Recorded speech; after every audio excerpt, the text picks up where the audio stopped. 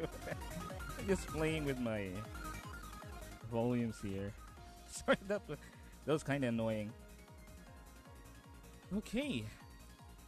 All right. Hello, hello, hello, hello, hello, hello. It is I, your armored VTuber, Ryu Shinden.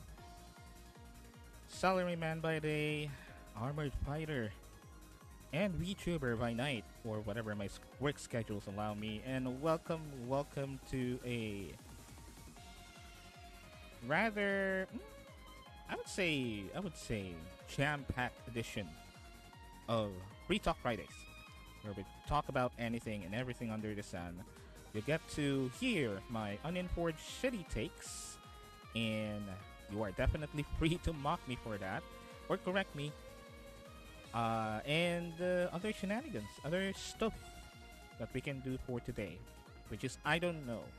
And that's the essence of this particular type of stream that we do every Fridays EST, that is. It's already Saturday here where I am, Saturday night specifically. As a matter of fact, I just realized like a couple of hours ago that, oh, I need to stream. Okay. All right, go ahead and prep up the stream, I guess. So yeah, it's already Saturday here, but it's still Friday in the other side of the world, and I am using Eastern Standard Time for my stream, so it's still Friday, and we are currently doing Free Talk Fridays. PH time zone supremacy.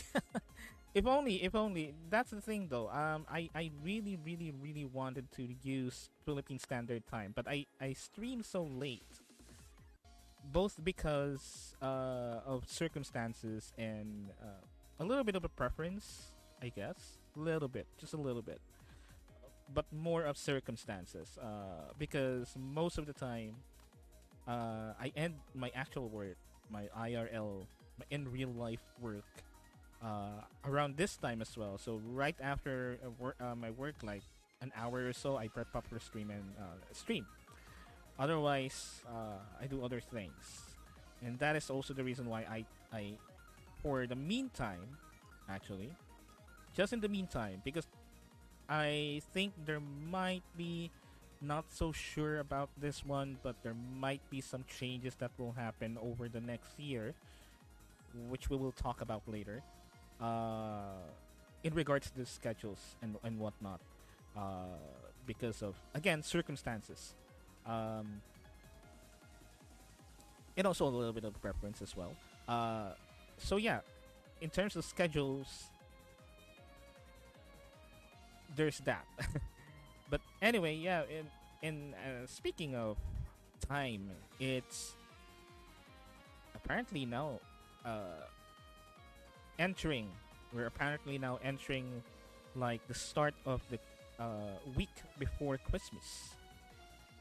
And here in the Philippines, where I am, we are now starting a tradition we call Simbang Gabi. Simbang Gabi is basically, literally means night mass or night church mass. And it's I guess it is now the start technically tonight. I don't know. I just heard it in the news. But technically it's starting now. It should. Simbang Bengi, or some of us would call it Simbang Tabi. For some people, especially the young ones, especially the younger kids, who just basically use the night mass as an excuse for them to actually go out in the middle of the night. So some of us actually call it Simbang Tabi, or a church on the side street, because they never actually go inside the church. They just stay on the side streets doing whatever they wanted to do, instead of actually, going inside the church and praying. And it is interesting. It's interesting. I would admit, this is something that I would admit I did actually went to that so-called phase during that time. During basically like the when I was at the same age as those kids, would I would admit that I did some simbang tabi on my end because that is my only excuse to be actually late up at night with a reason. So going out to church with my friends and well, we do actually go inside the church. Just don't get me wrong, we actually do go inside the church. We don't just we don't just fool around and walk around the church. We actually do go inside the church and actually do some church thing and go out. It's just that we do it like halfway of the mass.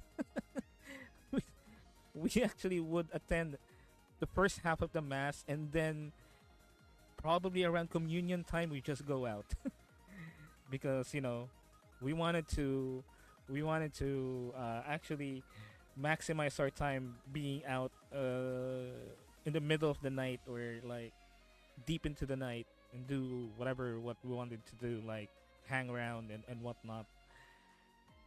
But yeah, simbang gabi pero nag-chicks lang kami. Nah, that's not something that I can do or did during that time. I am someone that is a low affinity for getting women, and probably would not have a chance with women. Believe me.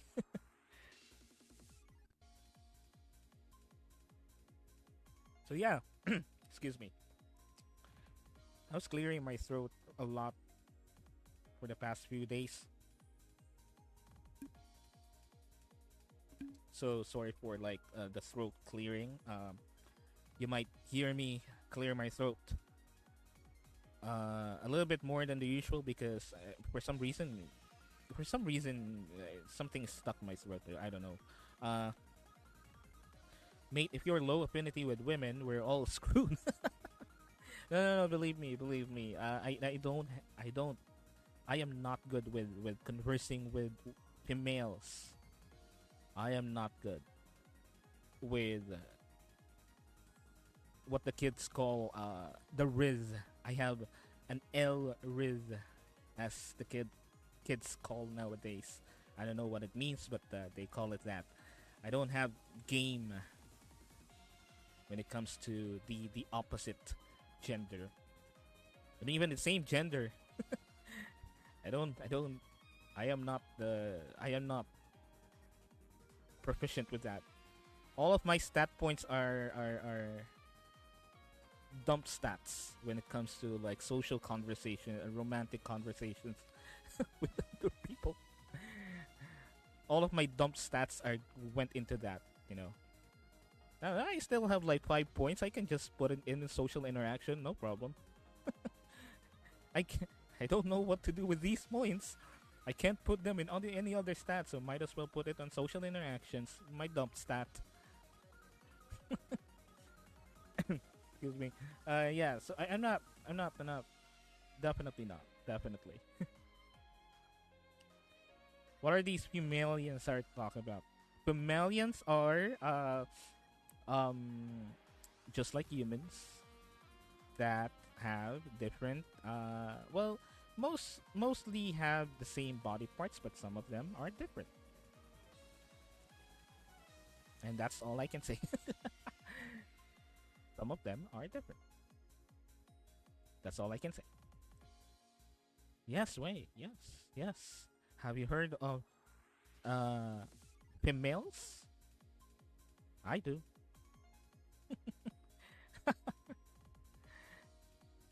Bruh, just imagine, no? Just imagine. I did see. Okay, speaking of that, I did see some anime before that. The whole premise of the anime is there is a planet that just all men, and there is a planet that are just all women, and that for some reason the protagonist is a man and a woman uh, that met, uh, oh, that were coincidentally met each other, and they control like a giant robot that they can only control because they are a man and a woman, and the giant robot, uh, the I I remember the title is called Vandred. Yeah, I love that anime, Vandred. It's basically an anime where a man and a woman, met coincidentally, from what I remember, and they pilot this giant robot, jet thing, the Vandred, and they can only control it because they are uh, they are opposite genders, but they sync to each other. And the whole premise is there's a planet of men and there's a planet of only women, only men, and they shenanigans ensue because of like that. The woman planet hates the man planet, and the man planet hates the woman planet, and so that.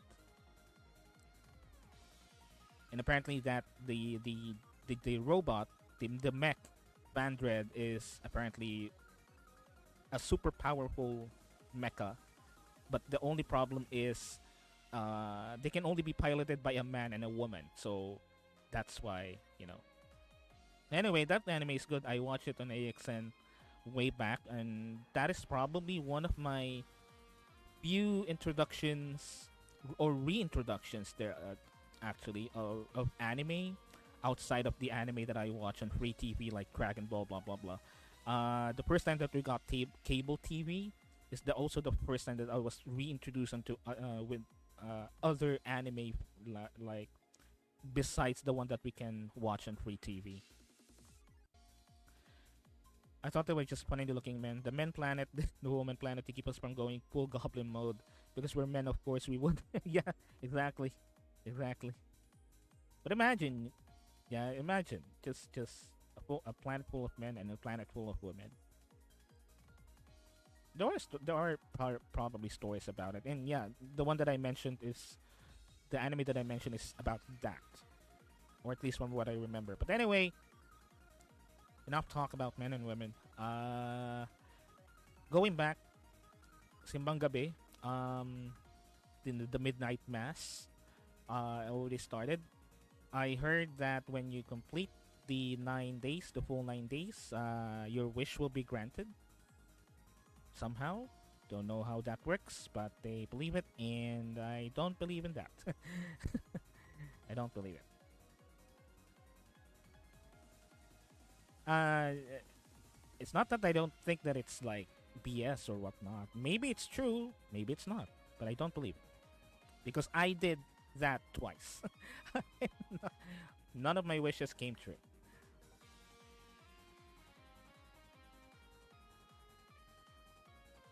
And I only really wish for two things, you know? I only really wish for two things. More money and a PlayStation 4. And or PlayStation 3. I'm sorry, 3 back then. 3 back then. So, yeah.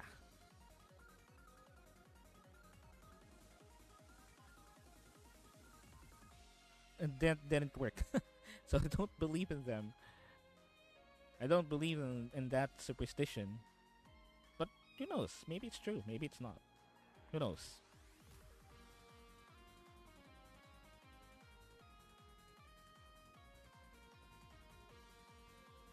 She done it twice. Still got. Well, I didn't ask for that though. I didn't ask for that. That is something that I don't really ask, nor something that I look for. You know.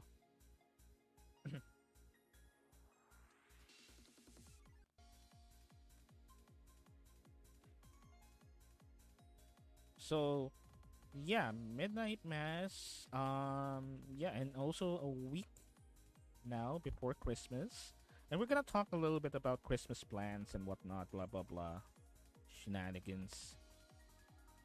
We're just gonna talk a little bit about that, and we're gonna also talk about some other things that caught my mind. Because honestly, this I would admit I don't know what I'll be talking about earlier. I have no idea any interesting thing to talk about besides the collab that happened just a few days, just yesterday actually. Uh, so I don't really know. I don't really have. I I don't really have anything else to talk about. Really, I don't really have anything else to talk about earlier. But I thought, okay. Oh, what the hell? It's like 1 week before Christmas, and honestly, I didn't know. I have, at least recently, I have this very poor perception of time. I have this very poor perception of time and dates recently, so that's why I was kind of shocked that it was like, what the hell? It's already like a week before Christmas time.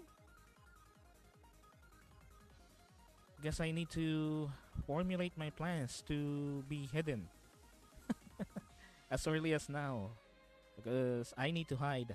I need to hide now that I realize that uh, it's already a week now before Christmas. I need to hide fast, or at least formulate a plan to keep myself hidden. I am rapidly approaching your location. You won't find me. I'm pretty sure you won't find me. I'm pretty sure you won't find me.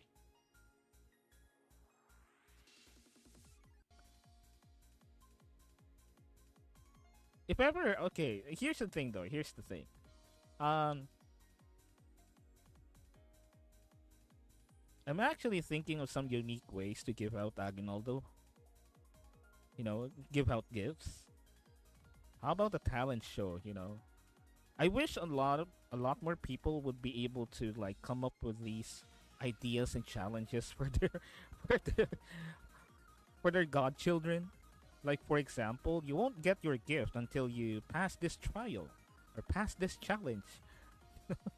It's set up like a full fucking obstacle course for the kid. Set up like a full fucking gladiator gauntlet course for the kid to actually pass through, like with traps and shit. Put him in a dungeon, put him in a dungeon run. Fight the boss monster. Fight the boss monster in the boss area of fucking Dark Souls shit to get their gift. It's like it's just like it was like fucking cute Dark Souls music type of shit, and like beat beat the Dark Souls boss and you will get your gift. As a matter of fact, if you beat it with this kind of build, like only a sword and shield or maybe a sword or a buckler, only that will I give you a special gift, an extra one. Oh my god. Dude's gonna buy a car and make you stay in it for 24 hours like Mr. Beast. Yeah, like Mr. Beast challenges. Gladiator arena.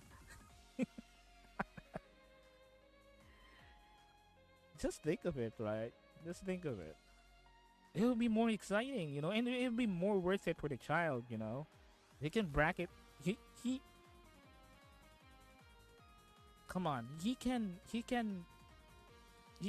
use it as a badge of honor. He can brag it to his friends. Like, my ninong, my godfather, made me go through this dungeon thingy that he set up in his own house,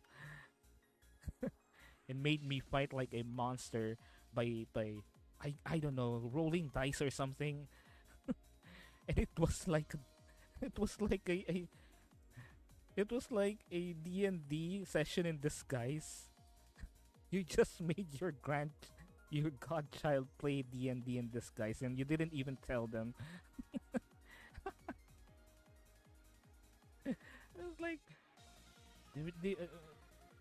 my godfather made me roll dice. My ninong made me roll dice to beat this dragon thingy, and it was fun.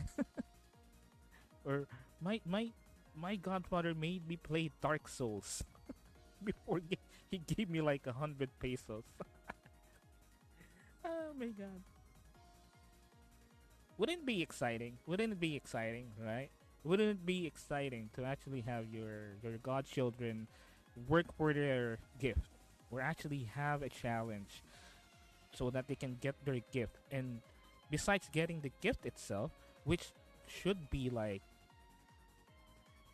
pricey, you're valuable, like let's say like a console, a whole ass console, and you have like 5 or 6 or 7 grandchildren, put in their siblings, their brothers and sisters that they, for some fucking reason, they tow along whenever they get into their godparents' house. Um, Put them in like I don't know, a battle royale or something. Make them play Fortnite in a private lobby, and then who gets the victory royale gets the fucking gift. I don't know. Let's say a PS4 or something, some shit. Oh my god. Yeah, PvP says with the group, the winner gets like $2. Not just $2, dude. Not just $2. I would be generous if that's the case. Like, make the kid actually work for it, like, and actually like give their all for it. Give him like a whole ass, like, I don't know, PS3, or like if you have like an old PSP, PlayStation Portable lying around. I do have one actually that I never played. I haven't really played it for like, I don't know, 4 years now, just stuck in the closet. Uh, I'll just give that. I'll just give that to the kid, and here it goes. There's some free games, like 100 games on that memory card. Just load it up, play it. But you have to go through this trial. You have to go through this maze, or beat Dark Souls in like 10 minutes, or something. I don't know.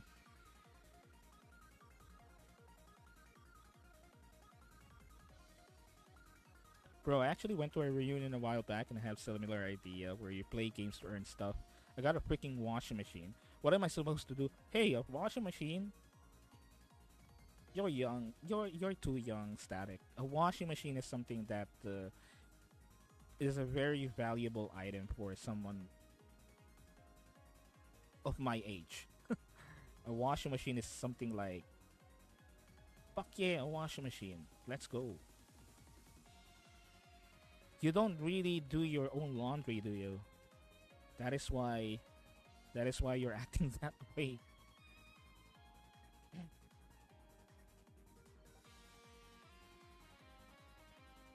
Well, screw you. I took the price in cash instead. Nah, you don't do your own laundry. That's the thing.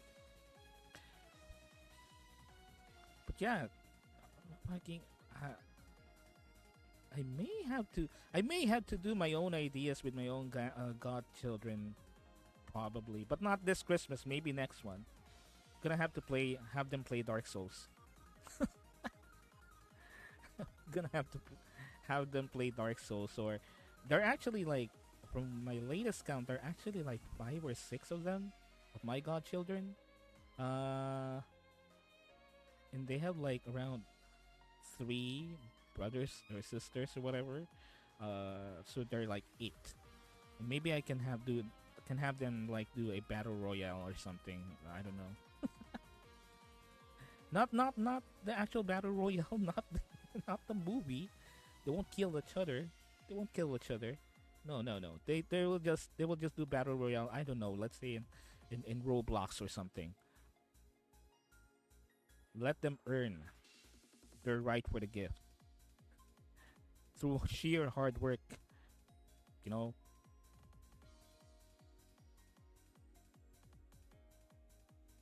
When you wanted to ride those, he had to see on AK.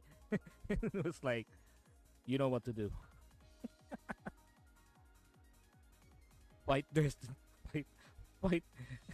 There's like an AK and a piece of paper. Actually, read it inside. There can only be one.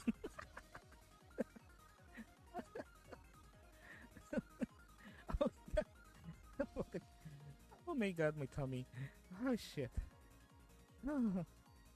I cannot really laugh that loud because everyone's sleeping here. But there's like an AK and a piece of paper, and it only says there can only be one. And there's like a big box over the Christmas tree, just one singular box on the Christmas tree. And I will make the kid look at. I will make my god kid look at that big ass box, one singular big ass box on the Christmas tree, and say, "You know what to do." I whisper to their ear, "You know what to do."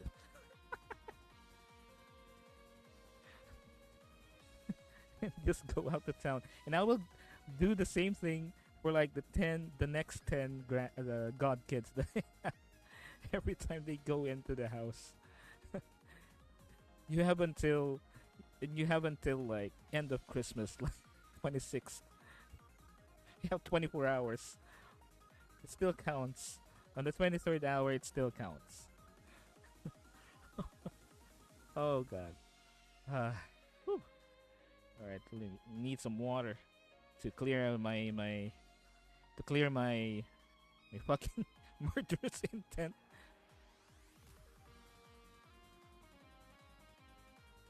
And there will be like play of the game.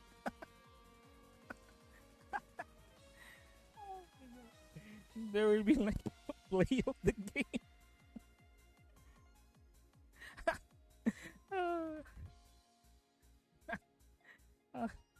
Oh god. Whew. Instant replay, play of the game, MVP of the round. Like a 5-year-old or 6-year-old kid. Play of the game. And maybe next year make it a hero shooter or something. You know, they have fucking classes and whatnot. To be support. You want to be a support? You want to be a tank? You want to be you want to be assault? Here's a hammer. You're gonna be tank.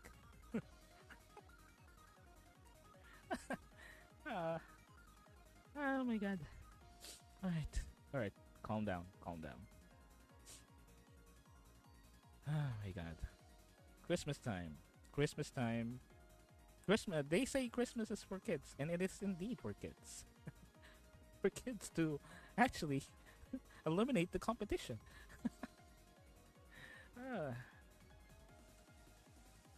Oh my god. The next year is gonna be MOBA and just tear down each other's houses to win. Oh my god. Real life MOBA. Imagine that. Whereas the fucking crystals their own house. And have them fight over the street. Send random kids as creeps, their friends as creeps.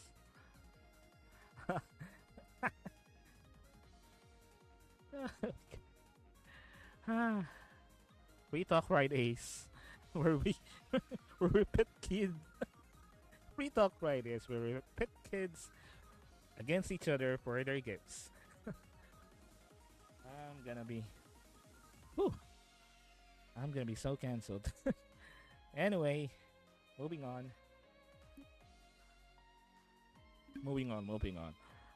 What else? Christmas. I was talking about Christmas plans. I was actually talking about Christmas plans, and I don't really have any. Because technically,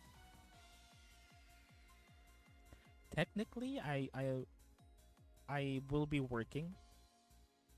Technically, I will be working on Christmas. Technically, Christmas Eve is literally like when I get out of work, like literally. Just a heads up, just a little bit of heads up. Streams might be spotty. Streams might be spotty like next week because of like all of the Christmas shenanigans and whatnot. So they might be spotty.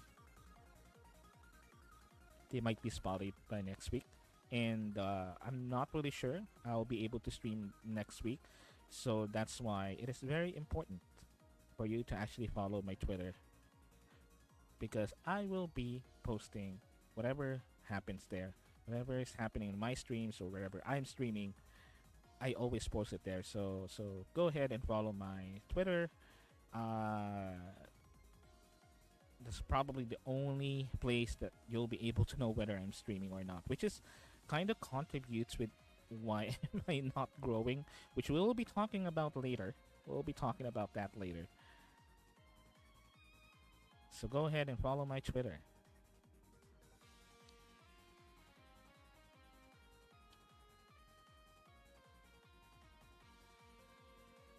But anyway, before I speak my own Christmas plans, what's your Christmas plan, chat? What's your Christmas plan, Static? Sorry about that. That was busy clipping. Yeah, that's a clip. That's a clip. Uh, and and this will be my last stream.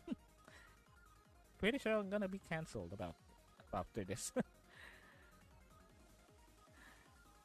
What's your Christmas plans, chat? Or Static? What's your Christmas plan? Just staying in. Pretty sure you're not working, from what I know. You're not really working, so you're not going anywhere. Or you are going somewhere but not work. Uh,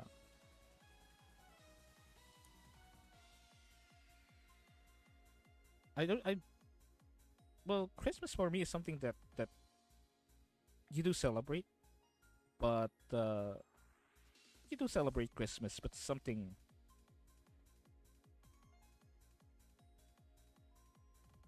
that otherwise is very ordinary to me. There will be some, there will be some food, some drinks, and whatnot. But most of the time, I just treat it as like a regular day. Most of the time, or at least in the past few years, because I usually work on Christmas. The nature of my work requires me to actually work, even in holidays, which is I don't really mind. I don't really mind. I got used to it. I got really used to it. Uh, and the thing is, again, I already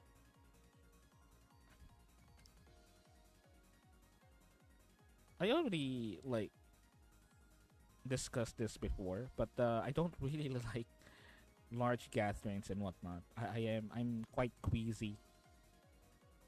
I feel quite uneasy when I go to large gatherings, like large social gatherings that are not organized by my friends or whatnot, like work gatherings and even some family gatherings. I just tend to uh stay inside, do things by myself or work, which is something that I was doing already like for I don't know a lot of years now because of the nature of my work. Let me change the music really quick. Let's get into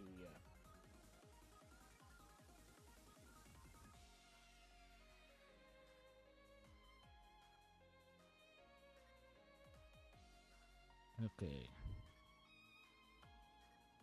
Let me change some music here.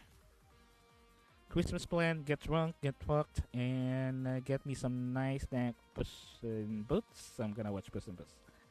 Oh yeah, there's like a new one, right?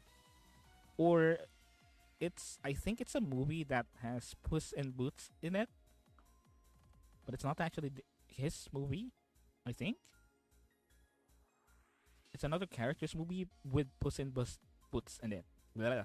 Puss in Boots, Puss in Boots, Puss in Boots, Puss in Boots. Blah. Puss in Boots in the Last Wish, I think it was. But from what I know, he is only featured. It's not like his own movie or something, right? I don't know. I just watched the trailer real quick and I was like, oh, okay. Puss in Boots. Puss in Boots. Fuck. Keep mispronouncing it. Puss in Boots. Okay, let me do some jacuzzi's music here.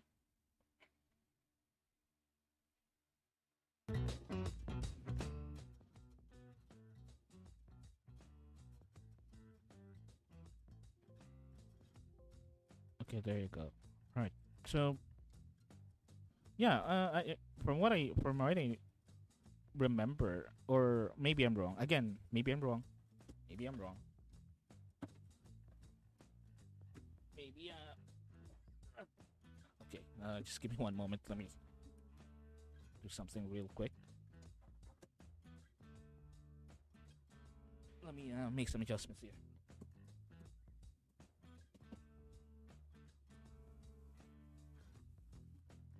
Okay. All right. Just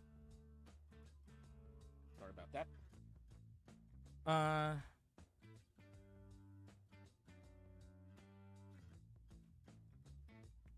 what was I talking about? Um, Christmas plans. As I was mentioned, I mentioned earlier that most of the time Christmas is something that is very normal to me. It's not really.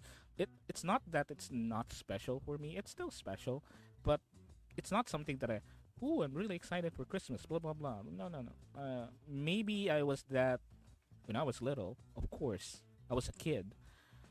But nowadays it's like, okay. Oh, it's Christmas time. Okay, gotta get some food. Gonna get some drinks. Blah blah blah. Christmas parties. Blah blah blah. 13th month pay. Blah blah blah. You know, increased workload. Blah blah blah. But yeah, I don't know. I mean, maybe a lot of people as they get older,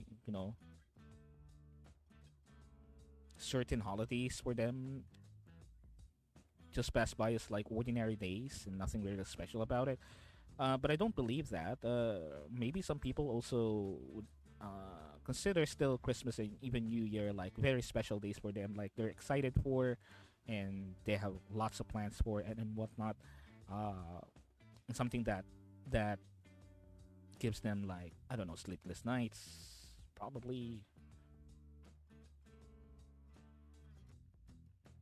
But something that I don't know. It's just an ordinary day for me. It's not something that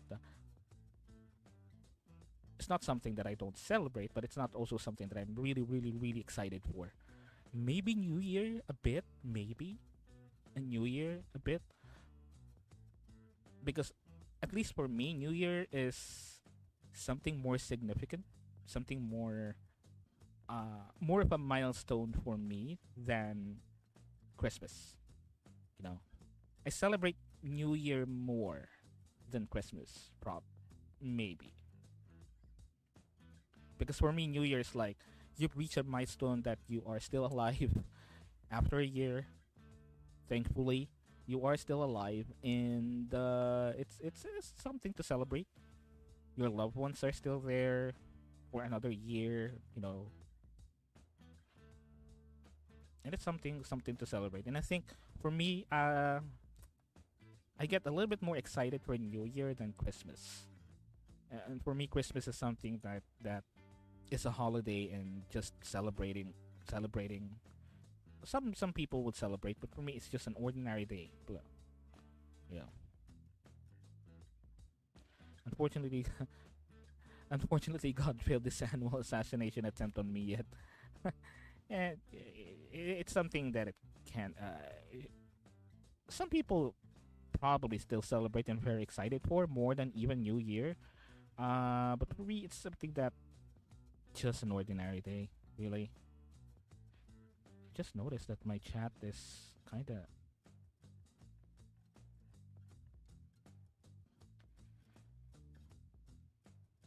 okay. I'm gonna deal with that later. But anyway, um, like seriously, there's always at least one time that I almost die before the year ends. I don't know. Probably for this year, mine would be something that involves biking. I was biking. Uh, well, it's not really like a near death experience and whatnot. Blah blah blah. It's not something that oh I should have died in that one. But maybe probably it's something that I can consider that if there's like something else happened during that time, I will be dead. But anyway, I think that one time that I can consider a near death experience during the year is something that happened like actually just a few months ago, probably around August or July. I think it's July because I was not streaming that time yet. Um, Around July, I was biking on this like big ass road, this main road. Uh, there's a few cars really. There's a few cars, few trucks going by, but it's some sort of like an expressway or a main road. That is why a lot of cars and trucks and motorcycles are zooming by relatively fast, actually. And I was biking on the side of the road because I have no choice. That's the most direct route from where I'm going on the bike because I was going somewhere with a bike during that time. So I was like biking just really, really on the side of the road. And the road itself has been, I probably has been put in asphalt so many times before that it literally has this deep, deep gutter gap. Like I don't know, it's the size of my probably the size of my hand deep of a gap on the gutter itself because when they use asphalt on the road, they don't really take off the road and put in asphalt. They just put asphalt on top of whatever the old road is, whatever old concrete is. And as a matter of fact, they don't really use concrete anymore. They use asphalt, the black thing. uh, they put it on top of the road as paving, so it can pave and it can be smoothened like new. They don't use concrete anymore, or yeah, street concrete anymore. They use asphalt. So what they did is they put in layers and layers of asphalt on that road. And I think most roads are that. They put in so much asphalt over the years on top of each other that it created this really deep, really significantly deep gutter on the side of the road. And I was biking on the side of the road. I was not biking on the sidewalk because the sidewalk is so small. So the sidewalk is very small. And there's like people passing through. So I don't want to bike on the sidewalk. And besides, I don't think biking on the sidewalk is also safe too because there are people. So I was like literally on the side of the road, maybe around 1 or 2 feet, probably around 1 feet at this point, uh, from the deep gutter. And I was like biking, and whenever I bike, I tend to like be in this Zen mode, because I love biking. The reason I love biking, mountain biking and cycling, the reason I love it is whenever I'm cycling, I'm just at peace. I would put myself into like a focus mode or Zen mode or what they call the flow. I am in a flow state, as they say. So that's why I really love cycling because it makes me relax a bit more, makes me uh, calm and whatnot. But the bad side about it is I am so calm that I sometimes tend to like make my mind wander around or make my mind almost blank for some reason at some certain moments. Some moments while I'm cycling, my mind goes like, whoop, I'm not thinking anything. I'm just biking till I get to my destination. Uh, so there is this one point that I had that state, the flow state, where my mind was just went blank, and I didn't realize that I was already turning turning right because I always cycle going along the lane of traffic because that's a safe way to do it. you don't go against the lane when you cycle, because to prevent accidents. So I was li- my the gutter is always on my right side whenever I cycle. So I didn't realize that I was already slowly listing to the right. I was already slowly turning to the right, going towards that deep gutter. And it was a long road.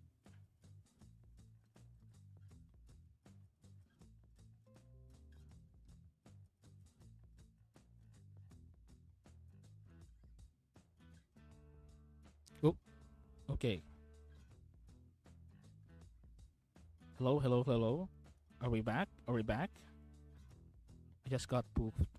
My internet just blinked for some reason. So, Static, if you're still in the chat, can you tell me if we're back? Let me know if we were back. If you're there, but if you're not, that's okay. I think we're back. We're good. Okay.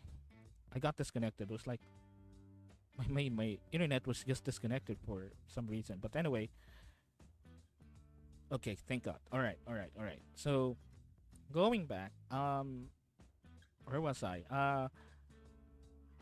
Again, I was cycling and it is a long ass road. So that's why it takes a while for you to get to the next intersection. And it was just cycling and cycling, and my mind was just in this flow state where I don't think of anything else but the road and my bike, my cycling.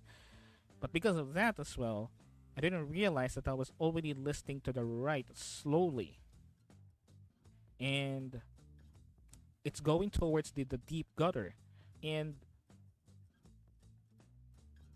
I at this point I'm only like inches already from the deep gutter. And yeah, after a few seconds, I hit the gutter, the deep gutter. My wheels are in the gutter now, and my bike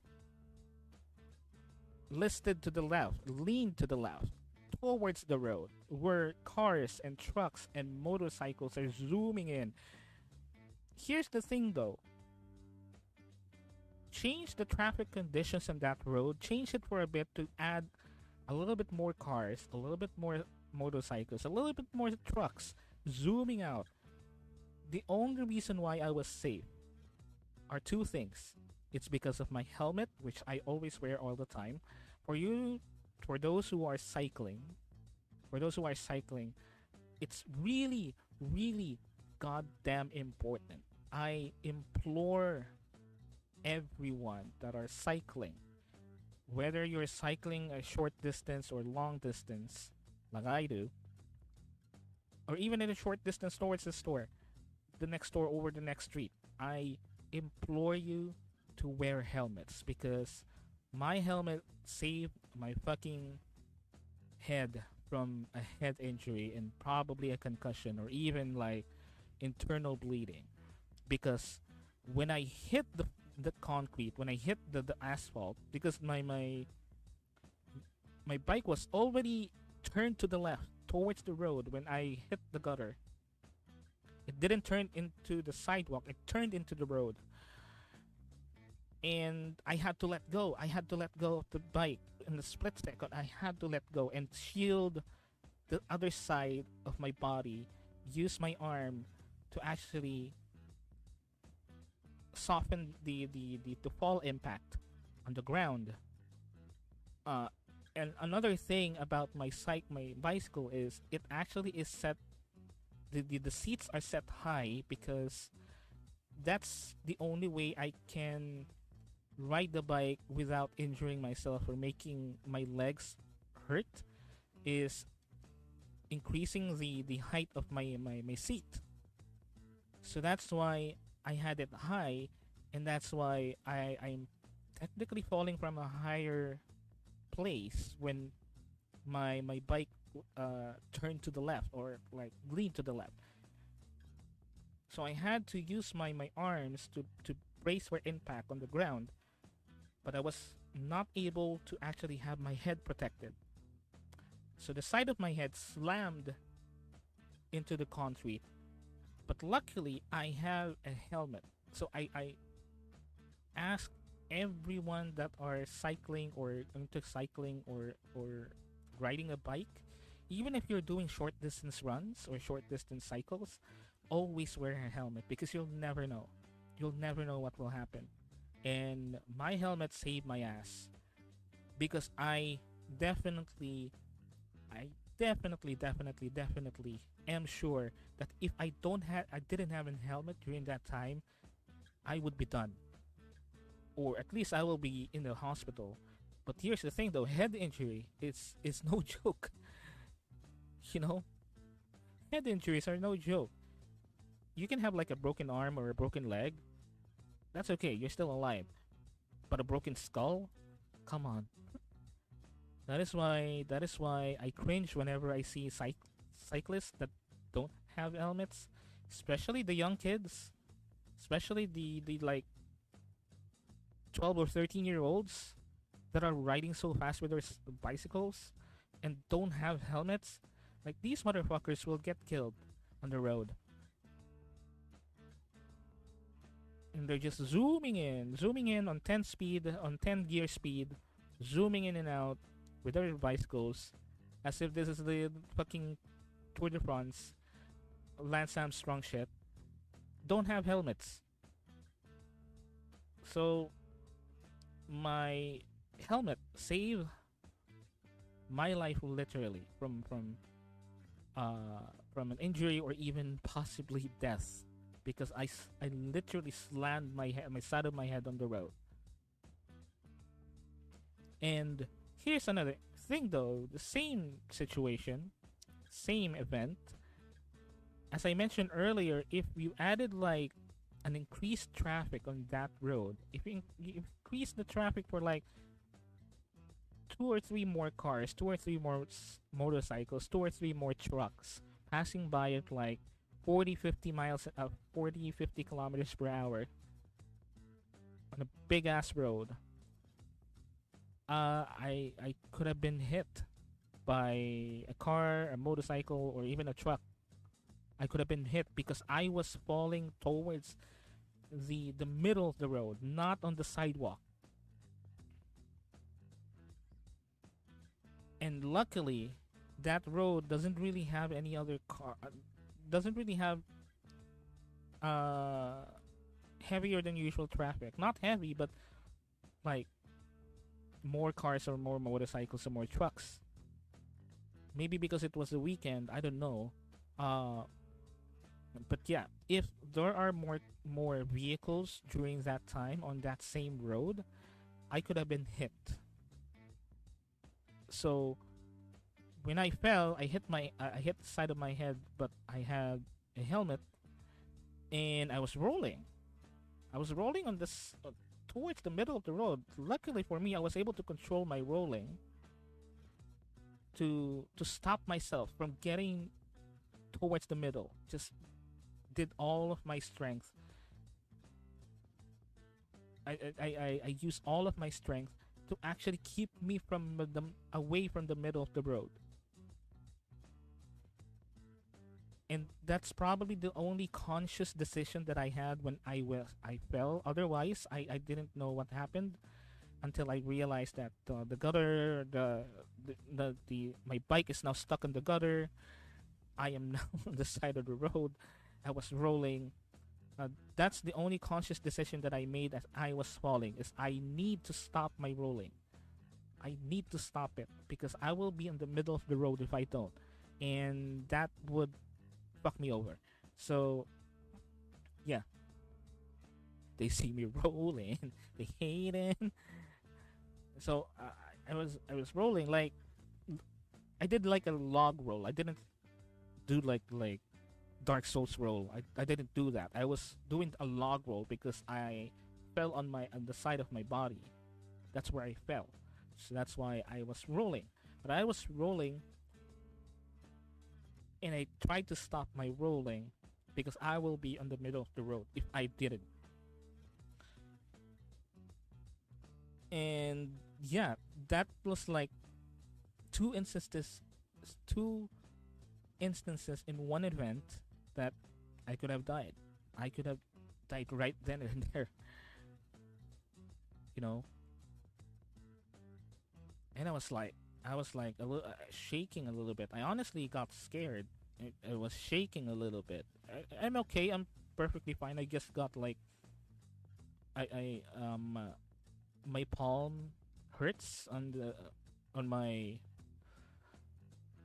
the muscle near the thumb. Put out your palm and the muscle near your thumb, the squishy part under your thumb, on your palm. That's uh that part actually hit the concrete to break my fall, and then protected the side of my body, the rest of the side of my torso, to actually roll. And luckily, I did learn Aikido, and Aikido really worked on that one. So for those of you who say or are saying that Aikido is like a fake martial art, yes, it is. It is not practical. It is not practical with combat situations. It's not practical with combat situations, but by God, it is very practical to break falls.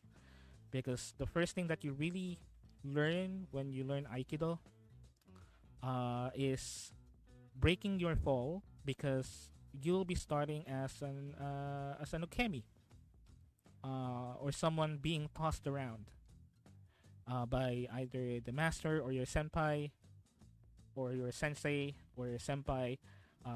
You'll be learning to be an ukemi first before you can actually uh, before you actually learn how to throw people. You actually need to learn how to roll when you are being thrown, because that's the only way that you can safely fall whenever you're being tossed around, is you need to learn how to roll on the floor and transfer the energy properly, so you don't get your head hit, or you don't get your arms injured, or the size of your body injured.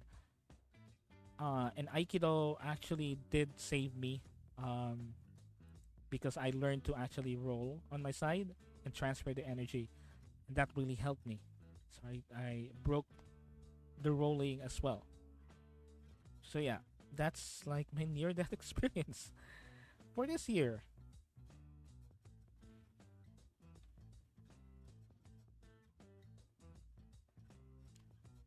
And again, it's really important to wear a helmet as well, and wear some gear as well. I was also wearing my those long sleeve that cyclists use, whether you're a motorcycle or a cyclist like me. You have this like long sleeved dry fit shirt. I was wearing that, so I don't really have like any scratches or whatnot. I just had like a sore palm, because my palm was the first one that contacted the floor and absorbed probably most of the impact, but was able to transfer the impact, away, because I did a basic roll on my side, like a log roll, what they call. But yeah, wear a helmet when you're cycling. It's very important. Wear your gear, if possible. Wear gloves. Again, I didn't have any scratches on my hand because I was wearing gloves during that time. Uh, I was literally on my full bike cycling gear during that time. So yeah, that was my near death experience for this year. And luckily I'm still here. Luckily I'm still here. And again, that's probably the reason why I celebrate New Year more than Christmas. New Year is something that is probably more festive for me than Christmas. And even here in our house, we celebrate New Year's more than Christmas, really. We actually tend to prepare more for New Year than Christmas when it comes to food and drinks. Because whereas we do actually have some food. We do actually eat some food on Christmas, but it's not as much as New Year's, and we actually plan stuff for New Year's more than Christmas, like some events and whatnot, which we're not actually been able to do for the past few years because we're so busy.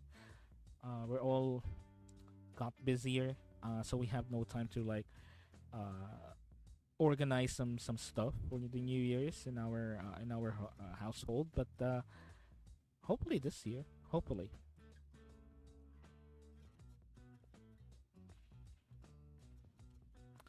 When you're that experience, bro, where do I start? Maybe you have several, but you can share the most, probably the most interesting one.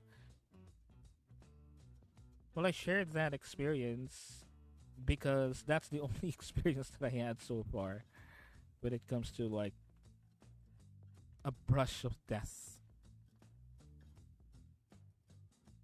I'm going with the stupidest one. Oh, by all means. But yeah, that's probably. I mean, I don't really. Luckily, I don't really get like near brushes of death every year. But it happens almost every year. Not every year, but almost, almost. You'll get that like one moment in like the whole 365 days that you might be closer to death than you think. I also tried petting the sharks in Manila Ocean Park when I was well, here's the thing though. Sharks are not really technically aggressive if you think about it. Controversial take. They're not really, from what I know, from what I understood, sharks aren't really that technically what you call it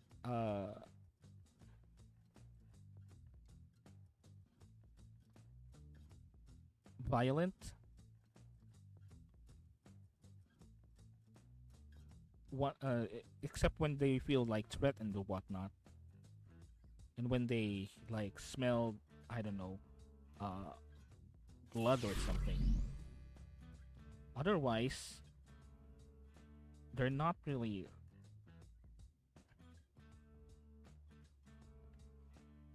Okay, I just screwed up my chat. Sorry about this.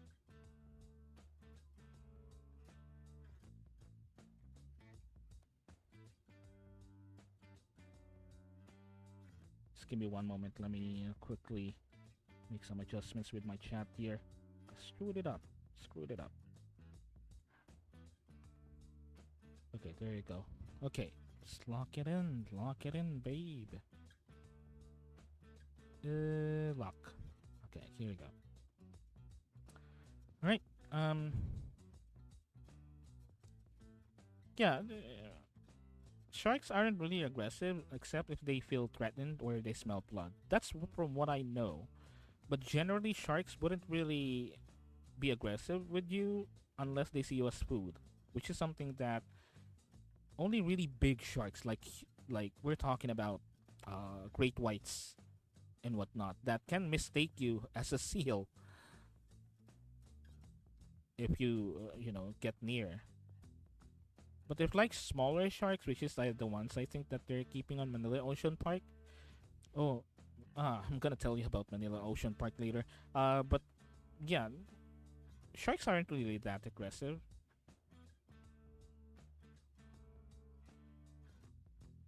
I wanted to actually pet a shark. Once in my life, I want to actually pet a shark.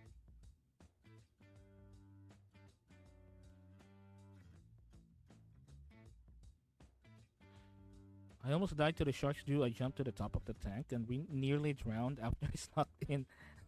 You're a stupid kid.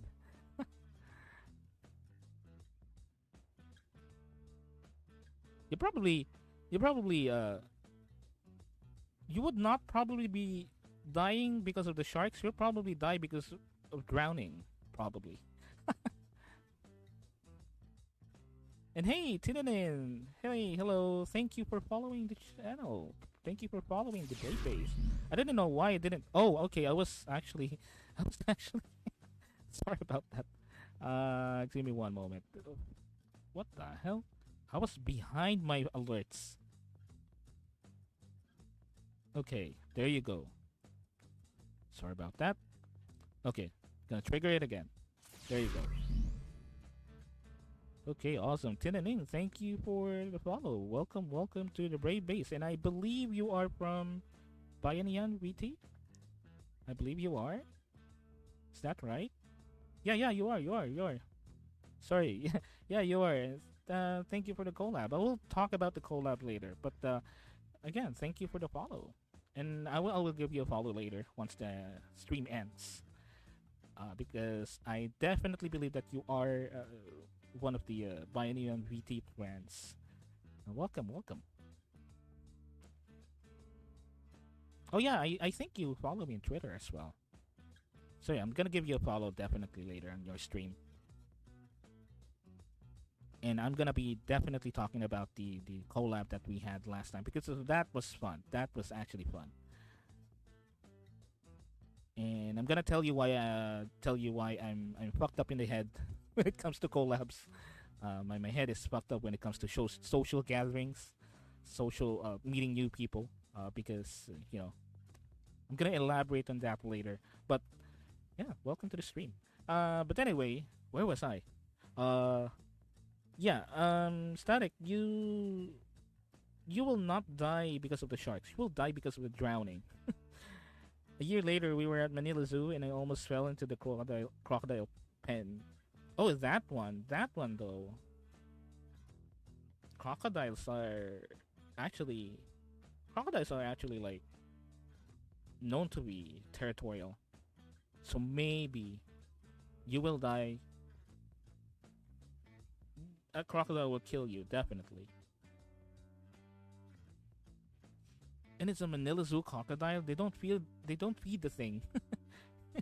They don't feed the thing. And if this is like young you, we're talking about like probably during the time that they don't feed the crocodile. So they're hungry.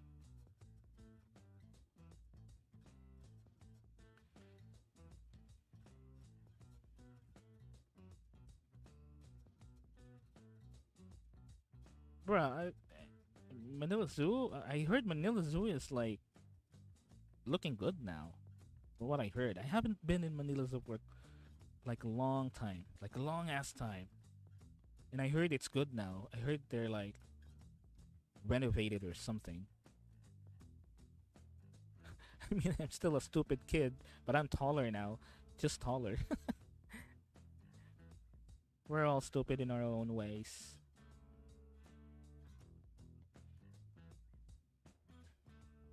We're all stupid in our own ways.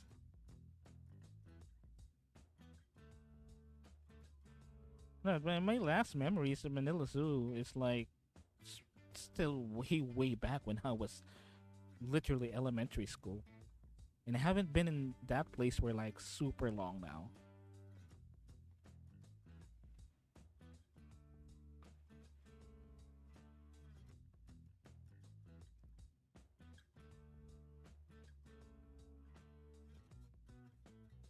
But yeah, enough of like near death experiences. Enough of that.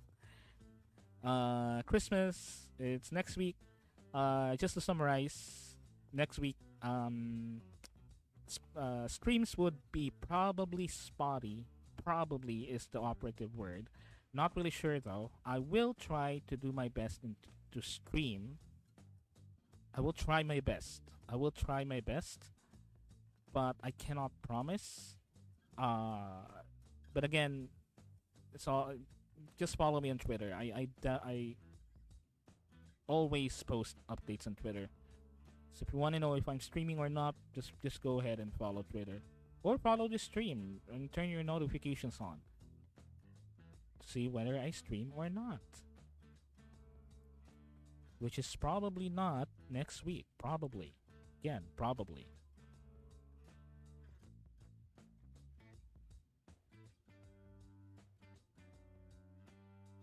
And Christmas Day, actually the actual day itself, oh, definitely not.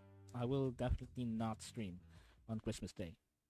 I wanted to, but I can't because it's just too loud.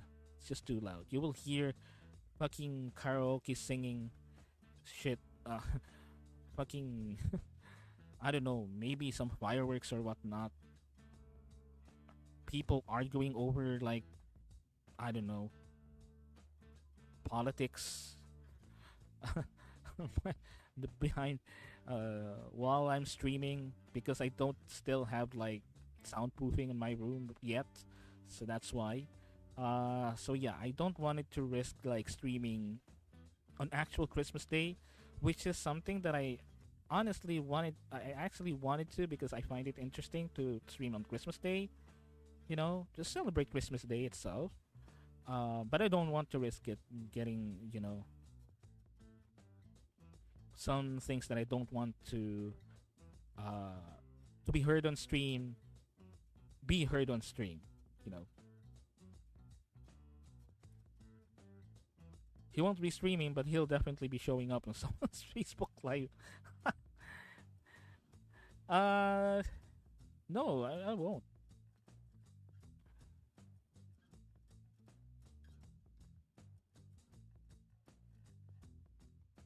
Maybe, maybe. I don't know. Speaking of Facebook, like I actually thought at that first. I thought at that first. Um, when I started, I decided to start streaming. I actually thought first of like streaming on Facebook Live than Twitch because I wondered if I can get like more audiences on Facebook Live, especially my friends and whatnot. You know, my friends will be watching, and then eventually that will grow over time. But I decided not to because the whole VTuber thing. Uh, you know, technically none of my friends knew that I am streaming as a VTuber. Technically, I think I only told one or two of my friends about this. But even they don't know what channel I stream. I just said I do stream and I do stream, but I didn't tell them that I was a VTuber or whatnot.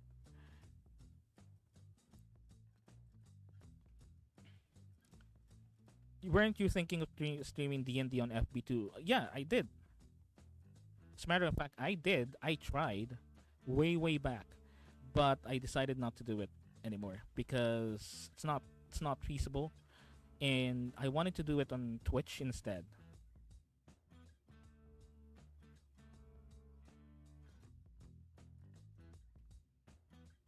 I did plan on streaming D&D on Twitch. I'm sorry, in Facebook, but I kind of shelved it. Doesn't mean that I don't want to do it or I will not do it, but in the meantime, I'm inclined on streaming more on Twitch instead. We'd be so banned if we just stream dark games. Yeah, definitely. Definitely. And here's the thing though, okay, here's the thing. And to tell you honestly, okay? Just tell you straight up about streaming D&D games. Actually streaming D&D games in general, okay? I soon realized, honestly, I slowly but surely realized over the times that I was streaming and also even watching people play games, play D&D sessions on stream, I slowly realized that streaming D&D is different from playing D&D on private. Really different. Extremely different. There's a lot of differences between actually playing D&D on a private game and streaming it, or doing a D&D session where you stream. It's so different. There's a lot of different factors that you need to consider. It's not because that you guys are like are not streamable or we will be banned or something blah blah blah. No, no, no, it's not that actually. The reason why I find so different a huge difference between playing D&D in private and streaming D&D games is because of audience. Um, you might already notice. I don't know if you also notice static or other people in chat. Uh, you probably noticed that a lot of D&D games that are streamed involves people that are very good at role playing. Like extremely good. Like we're talking about these players should not exist in a private game. These players should only play games, D&D sessions or D&D sessions on stream and nothing else. These are the type of players that it will be a shame if they play D&D in private. You know, it would be a shame. Yeah, no way I'm hitting that criteria. No. I'm not saying that you won't be hitting it. What I'm trying to say here is streaming D&D for an audience is way different than just playing D&D because you have to consider a lot of factors. But the major factor that you have to consider is if your D&D session would be also fun for the audience to watch, because that drastically changes how you play D&D, both as a player as a DM, especially as a DM, because you have to make sure.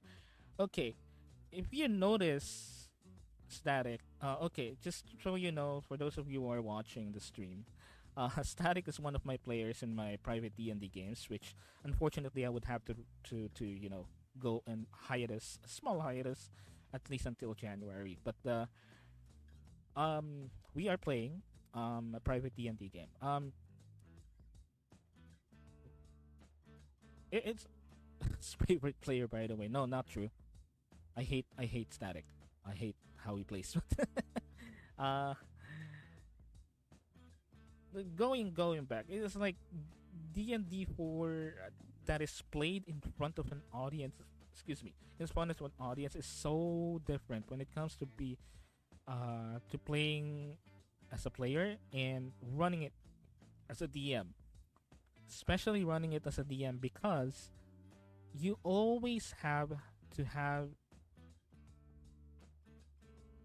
impactful moments as if you're watching like a show when you play D&D in front of an audience that are not playing and just watching, because you have to make sure that it's also enjoyable for that type of audience, for that audience, period, because that audience have different tastes and different types of how they want to play D&D, and maybe even mixed in the crowd are people who haven't even played D&D.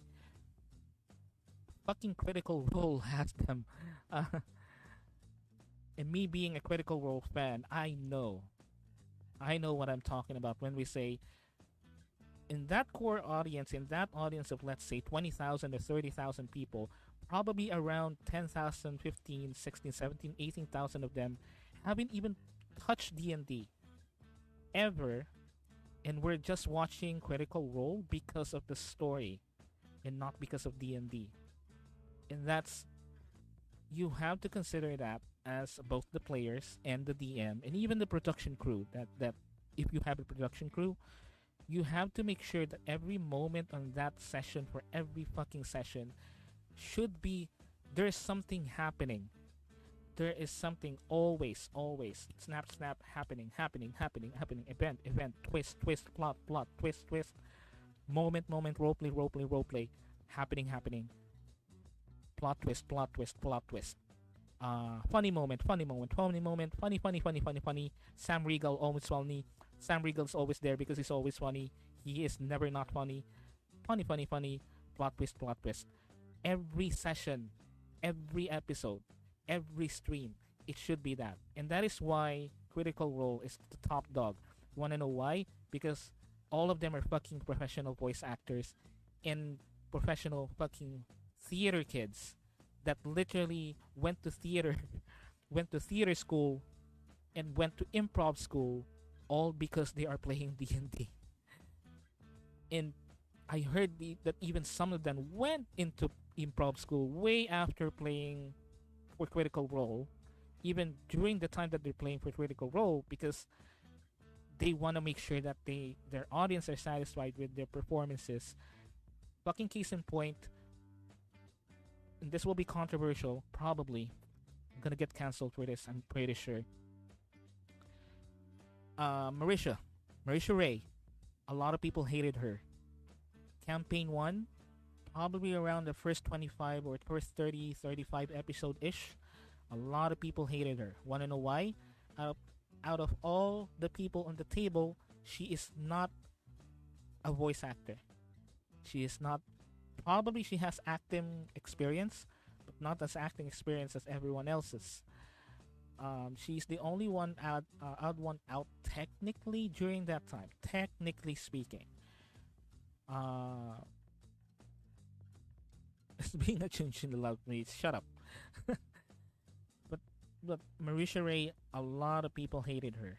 A lot of people hated her because she doesn't have the same level of expertise and experience, apparently, seemingly. But I think Marisha did a great job as a player, a really great job, even when she's playing Keyleth. Uh, a lot of people hated her because a lot of people think that she's not playing the game properly and she's not being in the level of her player, other fellow players, and even Matt, the DM, was literally her boyfriend during that time. She's not playing on the same level. That's why a lot of people hated her. But guess what? If you think about it, she is representative of what an actual table player is in a normal D&D game. And it's just that she had to step up over the years because a lot of people hated her for it. For being someone that just want to play D&D as her. As the way that she knows that she can play. Uh, you know? And I was actually very sad during that time because I love Marisha Ray. Love her. Because she is representative of what an actual player is. She's the only one that who is. If you want to see an actual D&D play with an actual player, that's Marisha.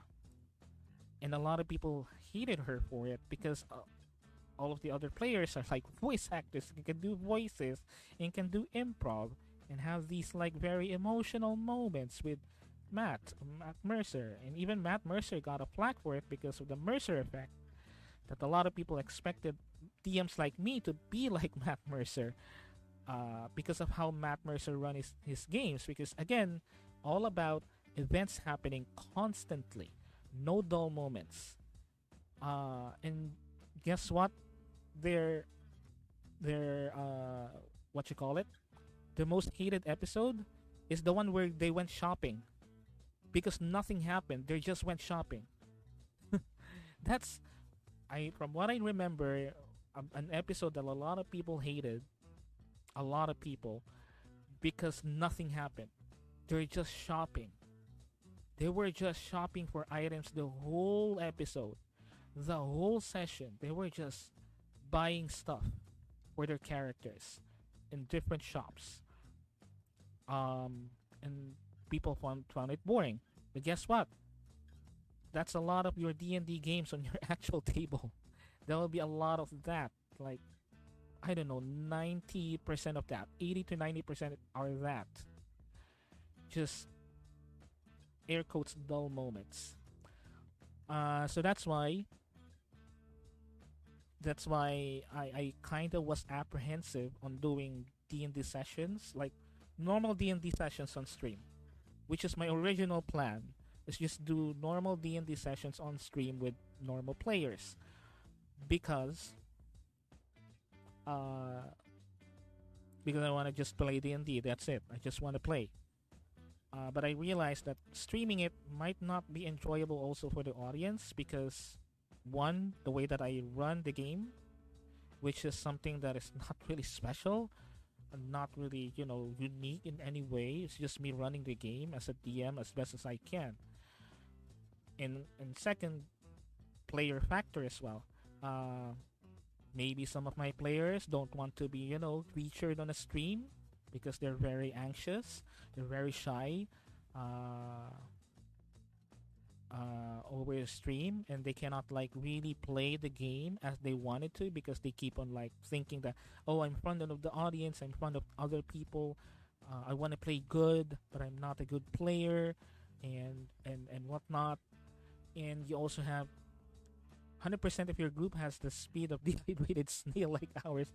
Nah, that's the thing. Again, I was saying, 90 or 80 or 90% of your D&D sessions will not be critical role types, where everything happens and anything happens and everything always happens. Um, we may not watch a six shot. Yeah, that's true. For those of you who didn't know, we actually did a one shot for Halloween, made it into a six shot. So, but yeah, going back, if I were to stream D&D, there might be some people, some of my players would be like, I'm too shy or too anxious to be heard or even be seen by a lot of people. So I won't be able to play the way that I wanted to play or I can play because I keep on like pressuring myself to be good for other people, not just my DM or not just my fellow players. Uh, or maybe again there might be some players that are, let's say, not appropriate for streaming, you know because honestly, the more that I stream, the more that I realize that it takes a bit of like a bit of a learning to create a something that create, let's say, a type of vocabulary that would be stream appropriate or appropriate for all audiences. And not every people are like that, you know. Not every people is like that. Especially you, Static. Especially you. Nah, just joking. Uh, there might be some people that, don't have any experiences on streaming and might be accidentally, both accidentally or sadly intentionally, would say or do things that are not appropriate to a stream, especially my stream. If they're not their stream, but it's my stream. Uh, so there's a factor of that, and you just don't know what will happen. You just don't know what will happen when a different group of people with different personalities. At least with someone that like the player's critical role, uh, you kind of know how they tick. You kind of know how they like behave in front of the screen, which is which are very professional, and you are ensured that they will be able to act on a stream uh, appropriately, as appropriately as possible, with still the funnies and whatnot. So that's what. And again, uh, maybe the audiences would not also like the players. They would berate them or call them names and whatnot. And and I'm pretty sure I will be very protective of my players. I will berate. I will call out anyone and absolutely anyone that would hurt my players, especially if they are my friends. Even me, even you too, Static. Okay, even you too, I guess. Even you too, I guess. But yeah, I am very protective with my friends. I am very protective with people that I play with. I'm very protective with people that I'm close with, and I will not hesitate to call out anyone, even by name. Just a heads up, even by name. I will call out literally by their user ID on chat if someone would make fun of how my players play or make fun of how they look or how they act or how they speak or anything. Um, Especially if I don't see it as a joke. If personally I don't see it as a joke, I will be calling out names, kicking ass and taking names, as they say. I will not hesitate to call out. I'm a person that has like a very huge patience, except for moments that my friends are hurt or my friends are being ridiculed at and whatnot, because I know the feeling. Like, I could take criticisms. I personally can take criticisms and feedback and even ridicule myself. I am used to that, but I am not. I am not gonna sit down while my friends are being ridiculed at, especially on a stream or in a public forum or whatnot. I will not be as nice as I usually am. But yeah, another that's another thing that I had to consider.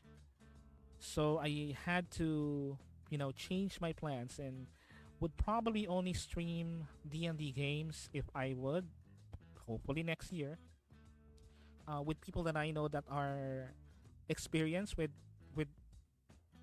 entertaining an audience, or with an audience at least.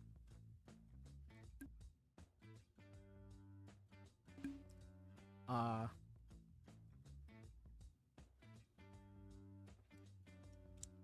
I will get people, or I will get players that are experienced with playing games in front of an audience and know what they're doing in terms of like regulations, streaming, or like best basic etiquette of being a content creator and entertainer that doesn't isn't toxic or whatnot. I'll be carefully choosing people for that, for the stream. That, well, the thing is, my standards aren't too high though. That's the thing. My standards aren't too high. If you want to play D&D and you wanted me to DM, then let's go, baby. I can go ahead and run a game for you, if you like. Uh, but if I want to, but if I think that you are someone that can just play the game in private, I would run it in private as well. Um, but if I don't think that you are someone that uh, can be on stream, I would not play that game on stream. I've been ticked off that list. I'm like Chernobyl when it comes to toxicity. I don't know. I don't know. Again, it's a different vibe, and also that it's a different vibe when you're running games in private versus when you run games in stream.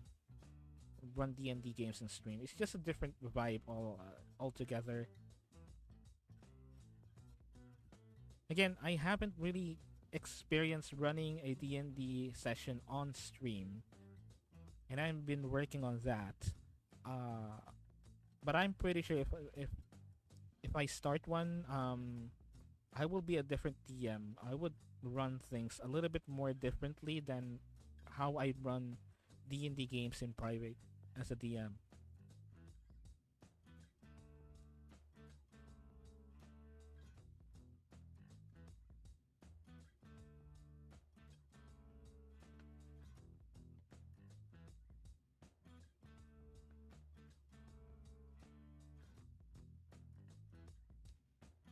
So yeah, D&D talk.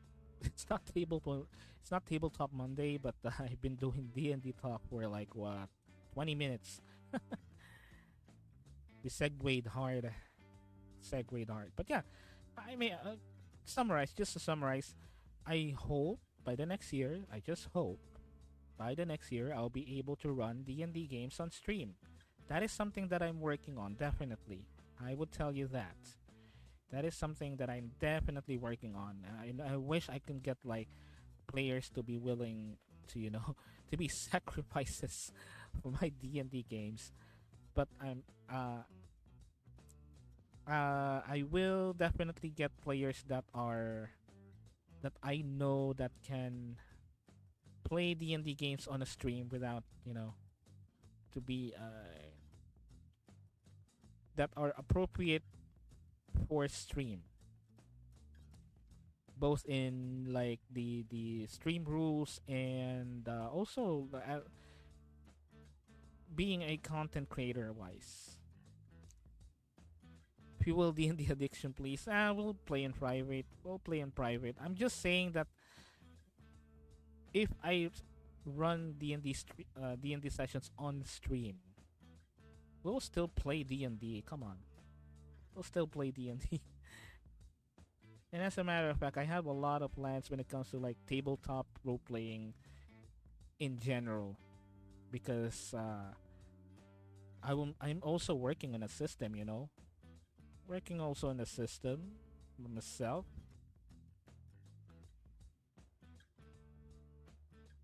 So that's why I still have some things to do. I want to make your suffering public. I mean, I don't know. I don't know. Maybe. We'll never know. We'll never know. Maybe I'll change my mind. Whatever. Maybe I will be able to like wrangle players properly on stream that has no experience with streaming. Probably, hopefully, but until then, we will play D&D games in private.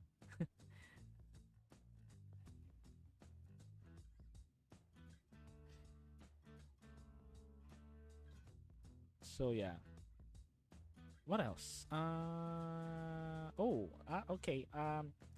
Speaking of that, another thing that we can talk about is just happened earlier. We did have a new follower. So speaking of that, we now have 41 followers. 41 followers on stream.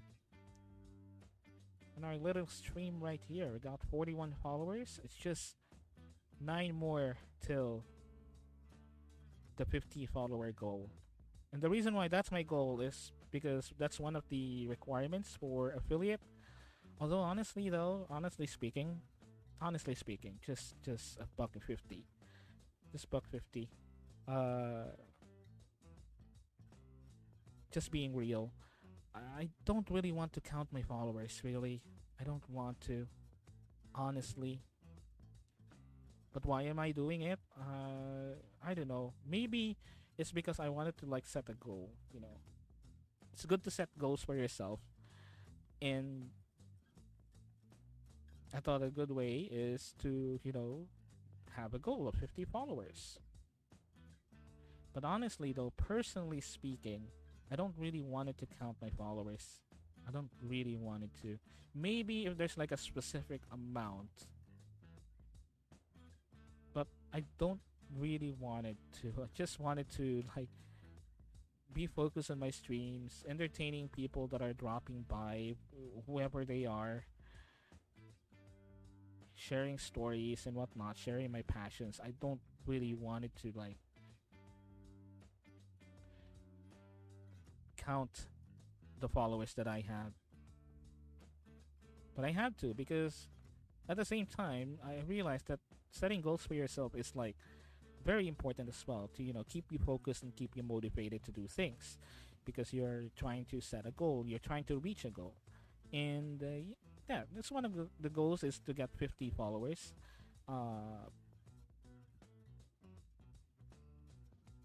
Primarily because of the affiliate requirement, but also it's a milestone to get 50 followers as well.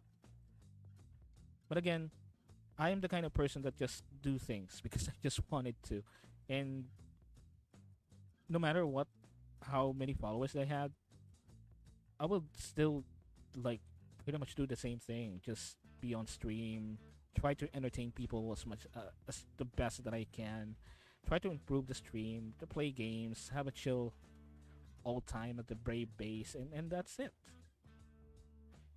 And I wanted to actually be surprised And that's the thing, though. I was surprised when I now have like 40 followers. It's just 10 now, 10 towards the goal. And I wanted to be that. I wanted to be like surprised. Oh, I have 100 followers now. I have like 200, blah, blah, blah. Although that might take some time. Uh, because of the things that I do, which is not really marketing myself enough and whatnot. I wanted to be surprised most of the time. That's why I don't really look at the follower goal right there. I don't really mind it that much as possible. Even viewer count, I don't really look at viewer count that much because it's something that just distracts me from doing what I do. Because I used to be I used to be someone that is very concerned with numbers.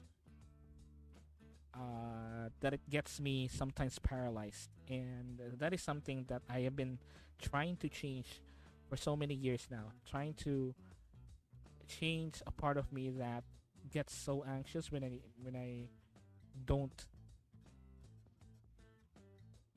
what you call it, just don't reach a certain goal or a certain metric or a certain requirement, blah blah blah. I honestly would feel way back. I would feel somehow sad, a little bit sad and dejected because I wasn't able to hit goals and whatnot. And that is something that I was trying to change, and I am trying to change still, even now, is to not worry about numbers and just do the best that you can with what you can do, with what you have, and improve.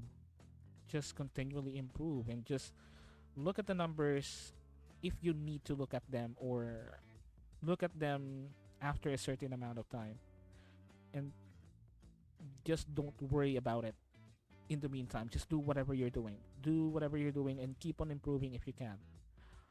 And that is what I'm trying to do. That is because I get paralyzed. I get really anxious, really paralyzed, and even really sad whenever I don't hit goals. I don't hit numbers. I don't hit milestones that I set for myself and whatnot. And that is something that I'm trying to change.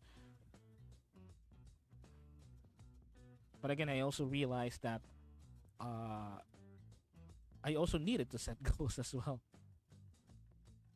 to see my progress, to see what I needed to improve and whatnot.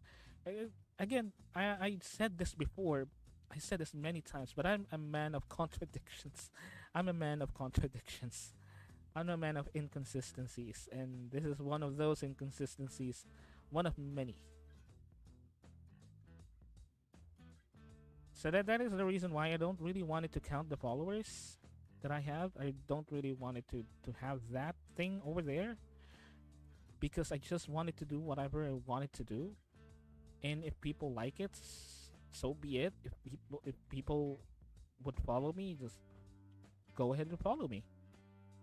I would be very very happy actually, because that means I'm doing my job. I'm doing my job great. Uh but I don't want to look at the numbers because numbers paralyze me. Numbers make me anxious, you know. But then again, we have to do a from what I wanted to do is to have like a special 50 followers stream. And I'm not really sure what I'm doing. I have a few ideas. But I'm not really sure if I that will be interesting and whatnot. One of the ideas that I came up with is doing like a 12-hour stream, just 12-hour marathon of either a single game or multiple games in a row, just playing games all throughout that 12 hours, and not stopping until I finish the game or something. I don't know. Not really sure if that's like a very good idea or a very neat idea for the stream to be entertaining. But that's one of the things that I'm thinking about. If I reach the 50 follower mark, uh, that is why if you have like ideas for a 50 follower special stream that I can do, that I can challenge myself, that will be fun. Go ahead and post it on Twitter. Go ahead and post it in the chat, and I will take a look at it. But that's one of the things that I'm planning to do for a 50 follower stream, because if the 50 follower stream it's basically a milestone for me, because that's one of the requirements for being an affiliate, and that is also means that 50 followers gave me a shot, and think that I was neat, I was entertaining, and I'm happy for that.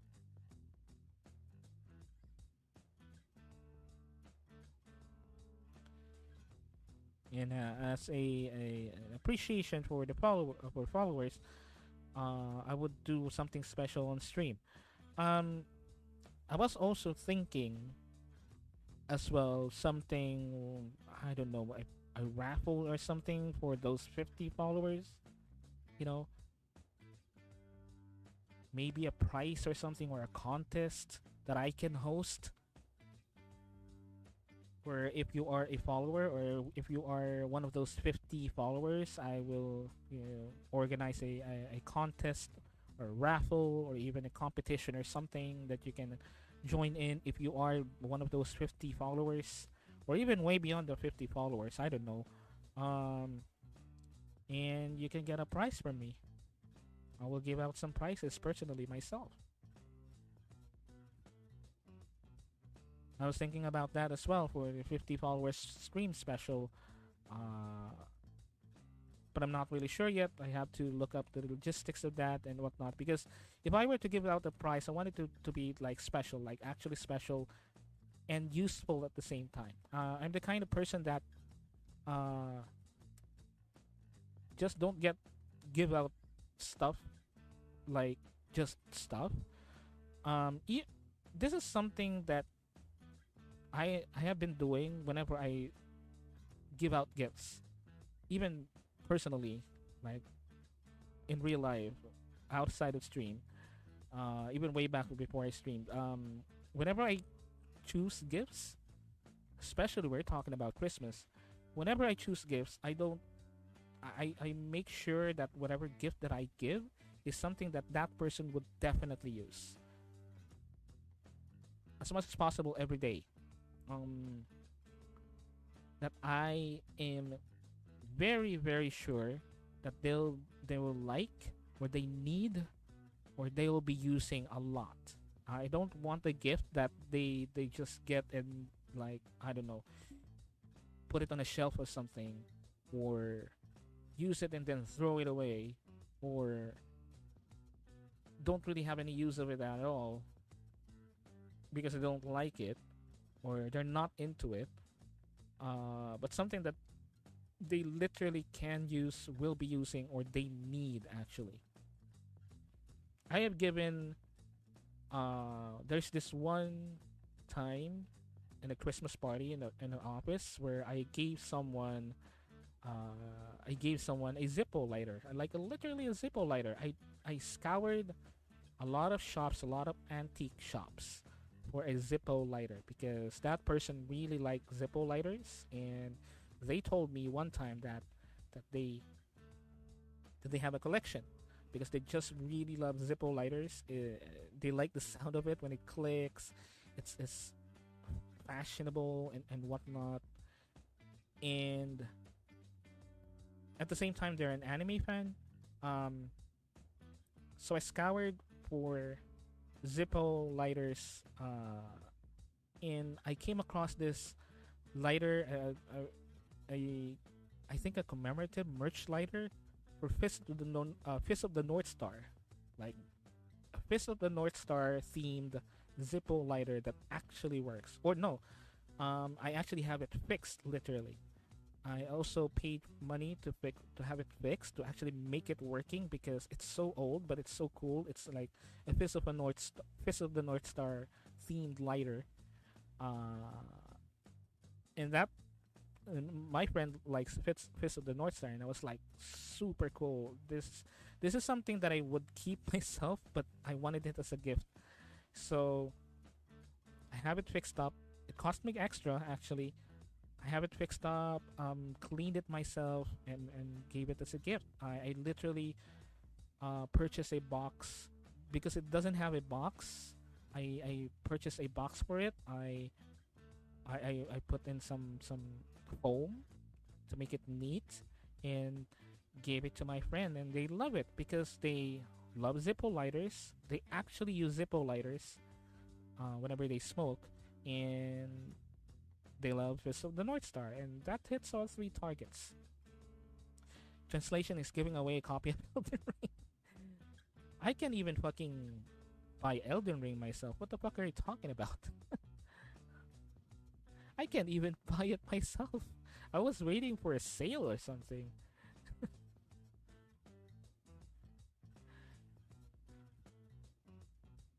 Uh, so yeah, I was also thinking about if I reach 50 followers, I will do a stream wherein those 50 followers, if you are one of the 50 followers, which I will know if you are one of them because I have a list here, literally have a list of my followers here. If you are like one of those 50 followers or even beyond, if beyond 50 followers and you happen to be on stream and followed, that would also count as well. Maybe we can do like a competition or whatnot, a tournament or something, or a game. I will set up Fightcade because I do have Fightcade, like a fighting game or maybe some random retro games that you can compete with. Uh, I don't know, maybe a Fall Guys competition. I don't know, anything. A raffle, and yeah, battle royale. I mean, PUBG. I don't know, Fortnite. I don't know. I don't play Fortnite. I don't play PUBG, but whatever. Uh, it just give out something. Again, it's something that I know that person would use practically, and that person would love. But that is something that I'm seeing trying to get logistics of because I know that I will be spending money for it, and want to make sure that's both within my budget and it will be great for whoever wins. We have 24 hours to find each other. The one who survive at the end are the winners. Like actually in real life. But that's also one of my plans for the 50 followers special. Uh, or I'll just challenge myself playing a game for 12 hours straight, streaming a 12 hours game, or trying to finish a game in one sitting. Because that's something that I used to do before, way back when I was young. I would be in this uh, rental shop where you can rent like consoles like PS3, PlayStation 2, PlayStation 3, even Super Nintendo, and I would just rent a game, play a game, and finish it on one sitting if I can, and be done with it. I wanted to have like that feeling again where I just play the game for one stream straight and then finish it on one sitting within the stream as well. I don't know. It would take me like 12 hours, 13, 14 hours, so be it. But I just wanted to finish it all the way through one sitting.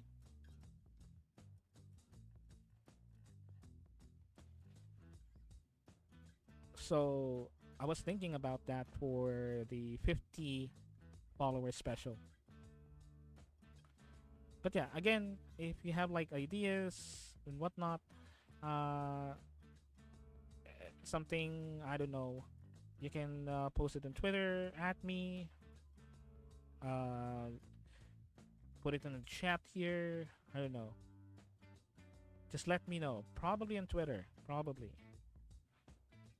so I can look at it and see what will happen with the 50 follower stream. And another thing about the 50 follower stream, another thing about the followers count is, I am also thinking, pretty sure I will. This is a low chance that I will be doing this. There is a low chance, but I was thinking, nonetheless, of doing like a follower push stream where I we just stream until I get 50 followers. That's it.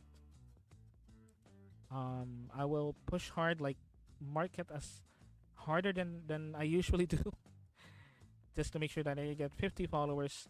Maybe at the end of the stream, or I will not stop streaming until I get 50 followers, type of thing. I don't know. Or a stream specifically made for me to push to 50 followers, like constantly, let people know that, hey, I'll be streaming of 50 followers. Join me as I reach 50 followers, blah blah blah. Something like that. But I was apprehensive to do that though. That is why I mentioned earlier that it will be a very, very low chance of me doing it. Because another thing that probably is the reason why I'm not getting as much followers as some people do, is the reason why is I don't want to push people as much as possible to follow my channel or follow my streams or even follow my Twitter. I don't. As I'm trying to do it. I am doing it, kinda. But personally, I don't really want it to do it. Personally speaking, I don't. I don't really want it to force people or even trick people to follow my channel or follow my Twitch or Twitter or whatever or my YouTube. I don't really want it to force them. I wanted to remind them though. Reminding is something that I can do probably, which is also something that I'm even apprehensive of doing. But like making people follow, uh, or making people sub or whatnot, if I were some partnered or whatnot or affiliate, uh, it's not something that I wanted to do personally. It feels I feel not myself doing it. I feel not myself because I don't want to force my people to, appreciate what I'm doing. That's how I feel whenever I try to like convince people to follow me, or sub to me, or whatnot. In any ways, whether it's direct or subtle, especially direct. I don't want to do it because I feel that I'm not myself. I am the type of person that if you appreciate me and if you appreciate whatever I'm doing, if you appreciate me as a person, it's your choice. It's your choice to follow whatever I'm doing, do whatever I'm doing. Uh, you know, give me a like, give me a follow, basically that. It's up to you. You know, it's really up to you. And I'm not guilt tripping. It may sound like guilt tripping. Uh, it's not something that I feel that I that is myself. Because even when I was not streaming before, even before in like my private life, I don't I don't want it to force people to appreciate what I do, appreciate whatever I'm doing, even getting recognition of whatever I'm doing. I don't really want it to force people to do that for me, because I feel entitled, which is I don't I hate it. I hate it. I feel like I am entitled to be recognized or be you know give an achievement award and whatnot. I don't want that. As a matter of fact, I don't want to force people to be that to me because uh, I'm not a special person. I'm not a special person. And that is why I'm very happy whenever I see that people appreciate whatever I'm doing.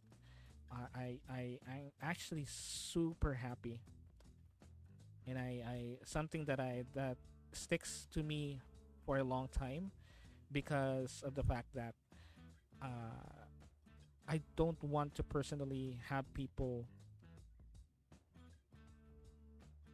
show appreciation, you know, show appreciation forcefully or give me recognition myself. And that is also, I feel like the same way whenever I try to have people follow me or encourage the people to follow my channel or whatnot, or encourage people to follow my uh, Twitch channel, my Twitter account and whatnot. It's something that I do, but I try it. I try to approach it like it was a suggestion. That it is a suggestion. It is something that you don't have to do. I'm just informing you because I need to do it.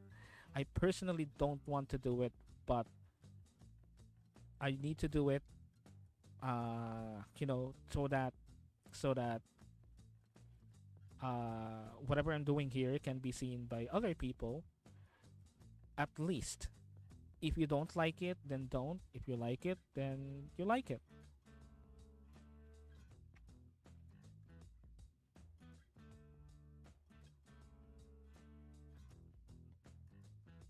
And again, that is the reason why I repeatedly say on stream that a lot of things that I'm doing so far is something that doesn't really contribute to my growth.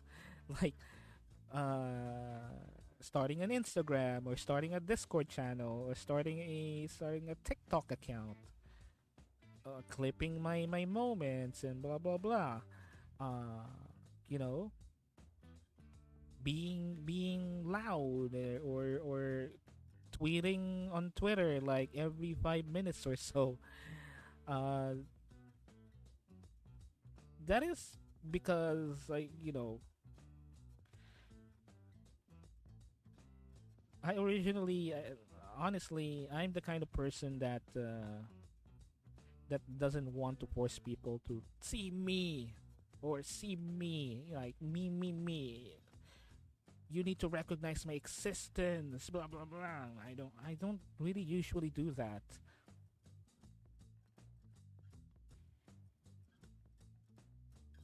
And honestly, that this is the time that I got streaming started. The time that I started streaming is also the time that I started like trying to change a little bit of myself in terms of like having people notice me. Because most of the time, I would try to do things that would make me not notice, be not noticeable. Be on the background or whatnot. I cannot really be on the center of attention every time. I cannot like I do not really like being in the center of attention most of the time. I wanted to be on the sidelines, or I just want to be in the background. Uh, Not so much of a wallflower, but not so much of like a grandstand, or a center of attention, or the life of the party, as they say. I'm not really that uh, tech, technically even out of stream. And to put me at the center of people's attention is something that I kind of had to change myself. The part of me that I needed to change when I started streaming, because although it's something that I didn't really used to do before, I needed to do it because I it I needed to have other people see that I am streaming, and that is something that you know I cannot be streaming to one or two people forever. I cannot be streaming to no one forever. I need to do something to have people at least see that I am streaming. I guess that is whatever I'm doing right now. That is whatever I'm doing right now. Basically, is I just needed to make sure that there is a platform, let's say Twitter, there is a platform where people can at least see me stream, but I don't want them to like force them to follow me or give me a follow or even sub or whatnot. Because I'm basically just doing this because I wanted to do it. This is not something that is like my career relies on it or or my financial situation relies on it, at least not yet. This is something that I just wanted to do, and the last thing that I wanted to do is to force people to you know recognize whatever I'm doing. So what I'm trying to do, at least in the meantime, is just make sure that at least people see that I am streaming, and that's it. If they just drop by the stream or see me and then click away because their favorite streamer is on, pers- perfectly fine, perfectly fine. And hello, Confused Krieger, thank you so much for the follow. I welcome to the Brave Base and glad to have you here. We're talking about followers and the reason why I'm not growing. The reason why I'm not growing. Uh, and welcome, welcome, welcome to the stream. Welcome to the Brave Base. Hope you have a wonderful day and a wonderful Christmas if you are celebrating it. Well, you just grew right there. All right. No, no, no. But what I'm saying is, unlike other VTubers that are very active on Twitter, very active on TikTok, YouTube, blah blah blah, they're posting their statuses on Twitter, whatever they're doing. They're posting memes. They're posting their clips and moments constantly, which is something that is not wrong. Uh, I was not doing that, and I'm not even doing that even now because I'm fucked up in the head.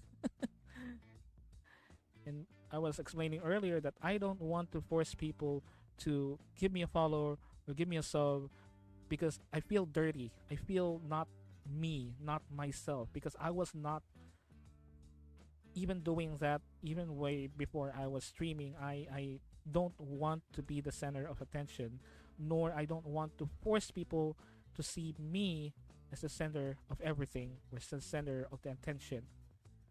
I don't want them to have me as the taking the center stage, you know. And this is also probably the reason why I decided to be a VTuber instead of showing myself on camera, which I can do literally, but I won't because I don't technically really want it to be the heavy center of attention.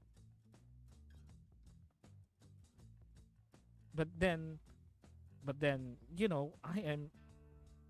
I know that being a streamer would make you the center of attention. I know that fact.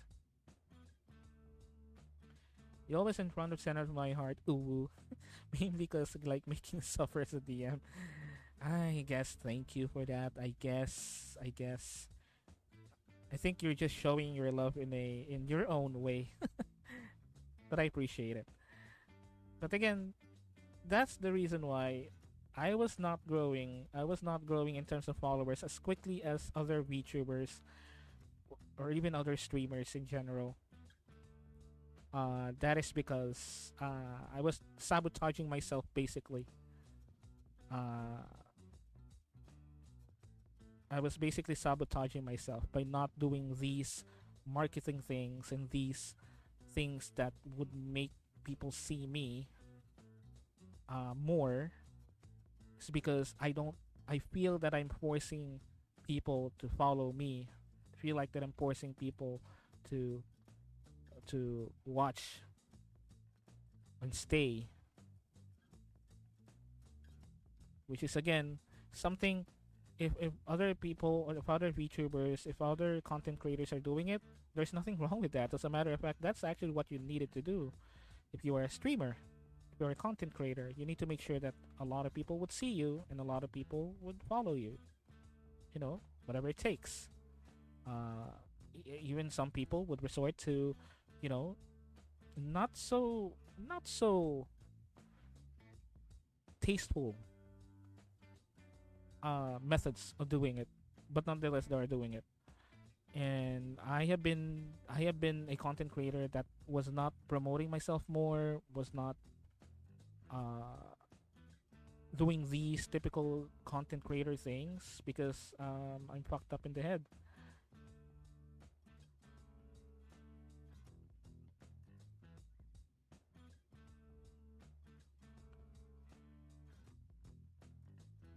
And that is also the reason why if people follow, I really appreciate it. I really do appreciate it, and it sticks with me more because uh, I didn't do much effort. I feel I wasn't doing as much effort as I needed to do to make people follow me, and yet you give a follow. Yet you watch the stream. Yet you enjoy whatever I'm doing, if you are enjoying it indeed. Because I was the kind of person that was not even putting enough effort on making sure that people would follow me. And that is also probably the reason why the 50 followers stream is a bit more special for me, because this is something that shows that uh, that people believe, you know,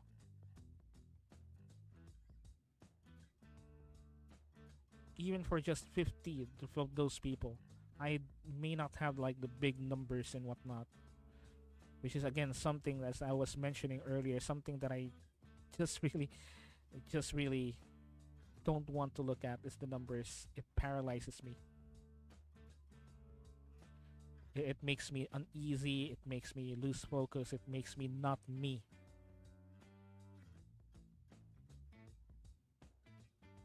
And also, a lot of people would hate this. Probably a lot of people, a lot of like, uh, I don't know. A lot of people would hate this. But whatever you're seeing right here is me. I don't want to do extra things to make people follow me, because um, I know that I had to entertain, but I know for myself that if I'm forcing things that I wouldn't do personally, um, just to get eyes in my stream, or just to people follow or give a sub or whatnot, if I do things that I do not enjoy myself doing, I wouldn't do it. I would not do it, even if it means I will get less eyes or less viewers on my stream. I don't even care. I don't even look at my viewer count, which is also something that honestly um, got me concerned for the probably the first few weeks of streaming. Um, and after that, I decided to turn off my viewer count because it just distracts me every time seeing that viewer count, and it made things a lot easier for me because I'm not worried now. Every time I stream, I'm not worried if people watch me or whatnot. I'm just trying to just doing whatever I want to do, and I'm I am the kind of person that would not do something if I don't like doing it. Uh, Even if it means getting less viewers,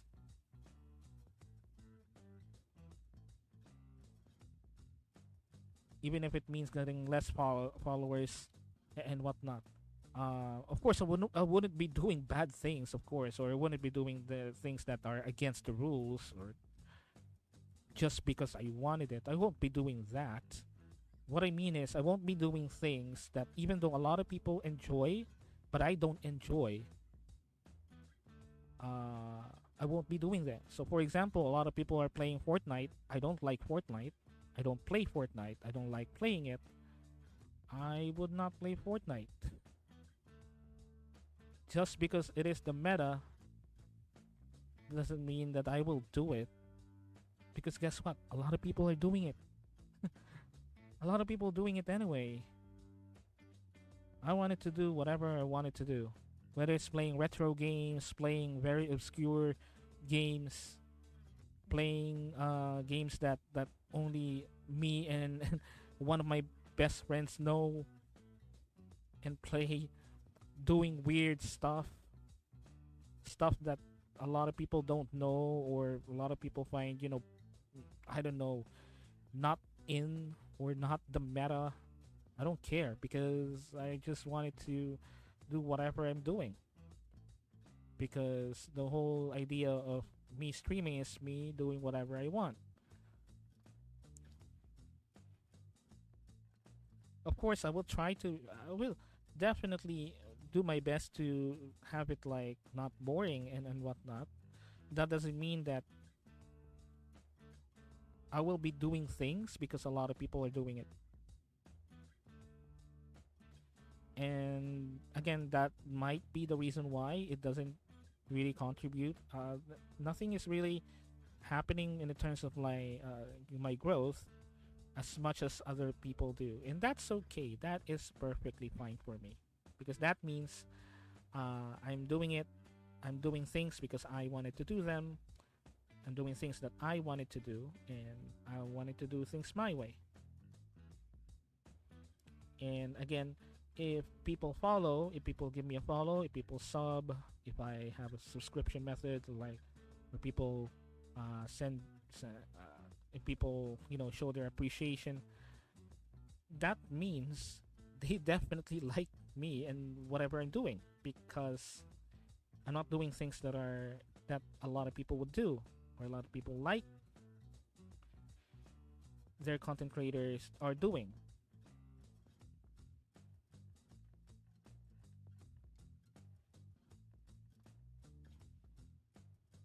And I would also probably say the same thing for those people that are struggling with with their growth, struggling with whatever, if their growth is slow and whatnot. I know that it is very concerning if you are noticing that you're not growing as fast as other people. I know that it's very concerning because I had that concern too, and I hated that. I hate it completely. That is why I was doing these things, these methods, because I hate that feeling of being pressured and being someone that is constantly anxious because I was not growing as much as I wanted to, or and like as growing as much as other people do. Um, I would say for those other content creators, other VTubers especially that are quite concerned and quite worried, quite anxious about their growth, and they're not growing as fast as people that they look up to, or even their own friends and whatnot, people that they know. I would say that do not be concerned because that means whatever you're doing, if you are doing something that people like, they would give you a follow. Doesn't mean though that you don't have to market yourself and whatnot. Go ahead and still market yourself. Go ahead and let people know that you are a streamer and you are streaming and you're making content. That is perfectly fine. There's nothing wrong with that. And even I do it myself. You know, it's just that just always remember that even if you're not growing, that only means that whoever gives you a follow, whoever gives you a sub, whoever is even donating at you, whoever that is, really appreciates whatever you're doing, really likes what you're doing. And that hits harder, actually, at least for me. And that hits harder. That means even if you don't really have a much of a big of an audience like others do, that means they really like what you're doing. and they will be willing to give you a follow and follow whatever you're doing. And that only means that they appreciate what you're doing, or they find what you're doing fun and enjoyable to watch. That is why they did that. Even if it means you're not growing as fast and as quick as everyone else. And the only reason why really they're growing so fast and you're not is it's all because of circumstances. It's really all because of that, really. There will be a time that you will just grow up, blow up. Guess what? That's also other. I from what I understand and from what I know, a lot of other content creators had that moment that they just blew up all of a sudden without them even realizing, without them even knowing why or how or what uh, how how this even happened.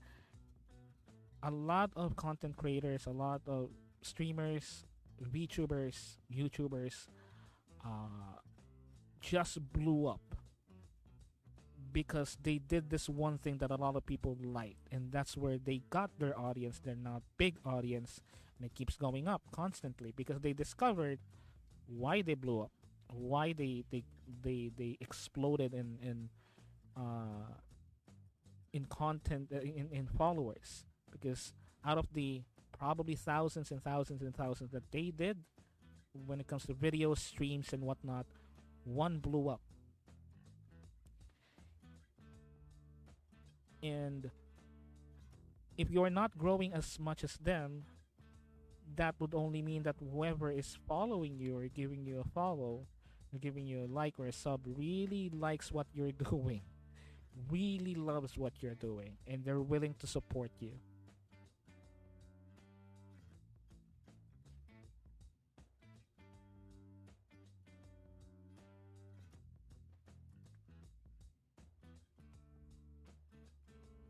That is also probably the case of me personally, even when I was not streaming before. Most of the people that I follow, most of them are people that I follow because I really like their content, even now. So if you are someone that is a content creator or a streamer or even a VTuber that I gave a follow, that means I actually did watch your content and I did like it. Because one, I don't want to clutter my Twitter or even my Facebook account way back then, or even my YouTube of these like notifications of people posting stuff and whatnot. I don't want them to clutter and just because I gave them a follow so that they can follow me back, blah blah blah, and grow my own. I I didn't do that. Even way back, I was only following people that I really enjoy, and that actually even carries until now. Because especially now, I don't want my timeline to be cluttered. If I gave you a follow, that means I liked your content and I was watching it and I will probably watch it as well again.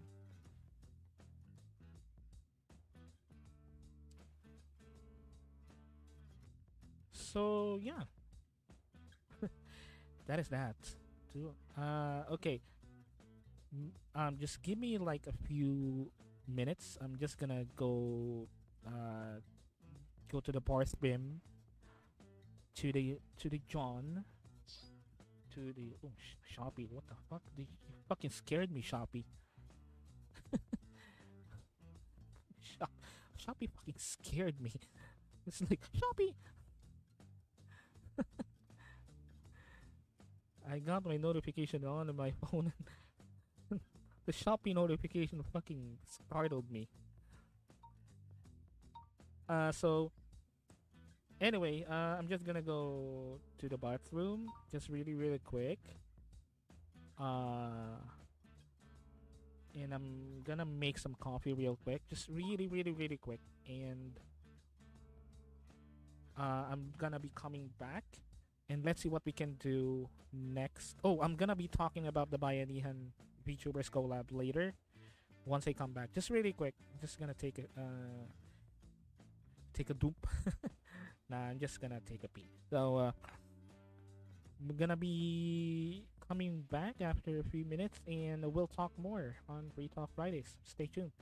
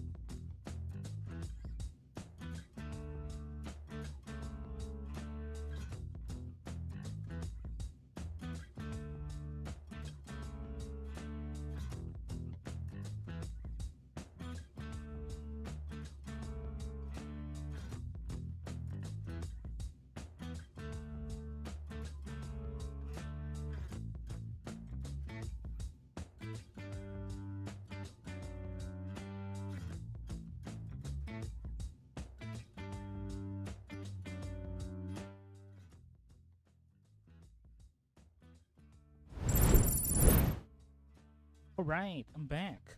All right. Okay. Sorry about that. It took a while. Because I was actually making me some iced coffee. Uh, this is actually already the second light. The second iced coffee mug. Not really a mug. This is like a long glass, plastic cup or something. It's like those tumblers, almost. But this is like my second already. I did buy iced coffee earlier. There's like a new because there's like a new uh coffee shop. There's like a new coffee shop that just opened just literally yesterday from our just near our house. And what's good about them is they it seems like that they were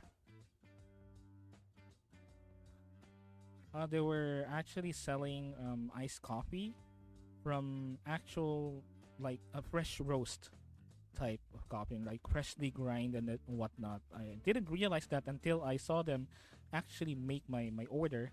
I ordered an iced latte just to test things out, you know, because whenever I go to like a new restaurant or a new uh like a new place to eat and whatnot, this is something that you can eat basically. Whenever I'm visiting those new places, what I do first is like purchase their basic stuff, like very basic stuff, and uh try to purchase them the basic stuff so I can like get a I don't know, like get a grip or get a, like a feeling of what they offer, what they uh what they provide for their customers usually. And for me, if you order the basic stuff and the basic stuff is good, everything, including the specials, would taste good. That is like for me my standard. If your basic stuff is good, everything you sell is good. Everything you sell is top notch. I remember there's this one new ramen place that is also near our location. They're now closed now, so unfortunately, I really like that place. And they sell ramen. There's lots of ramen choices to choose from, like types of ramen to choose from their menu. But I ordered like the basic shoyu ramen, just the basic one, and uh, the reason I did it is because I wanted to like just test out whatever they have and see if their basic shoyu ramen is good, everything will be good, and it tastes good. And my second visit, I think my second visit, I ordered their most expensive stuff after because I wanted to taste now what their best is, like the full send meal, like everything in it, because I know that it will taste good because their basic stuff tastes good. And that's also the same thing that I did with the new coffee place, the new coffee place that I just uh I just came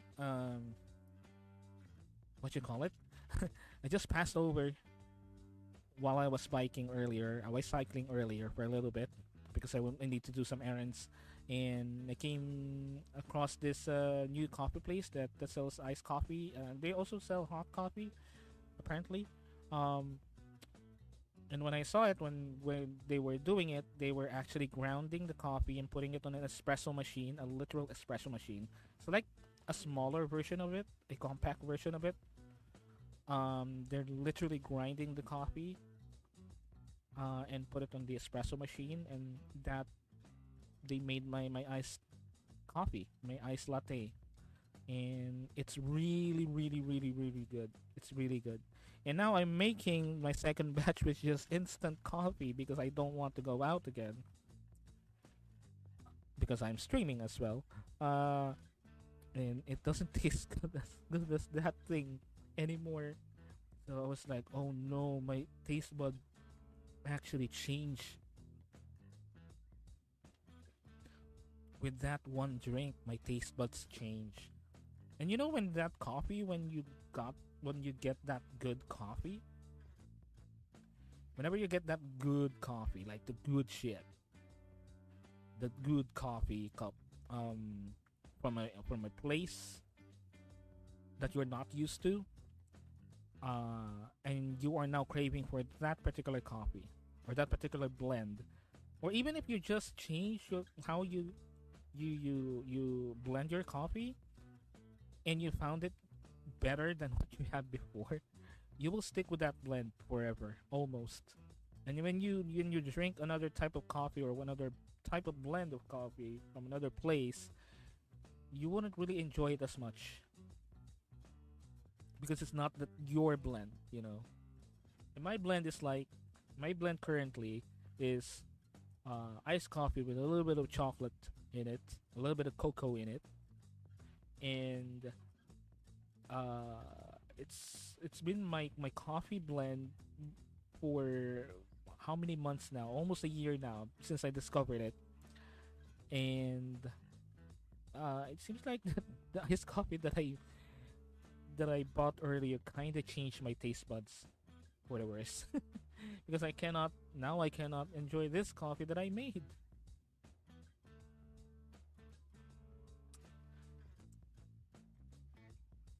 So anyway, um, what else can we talk about? Something else that we can talk about is the collab was that I attended recently, like literally yesterday.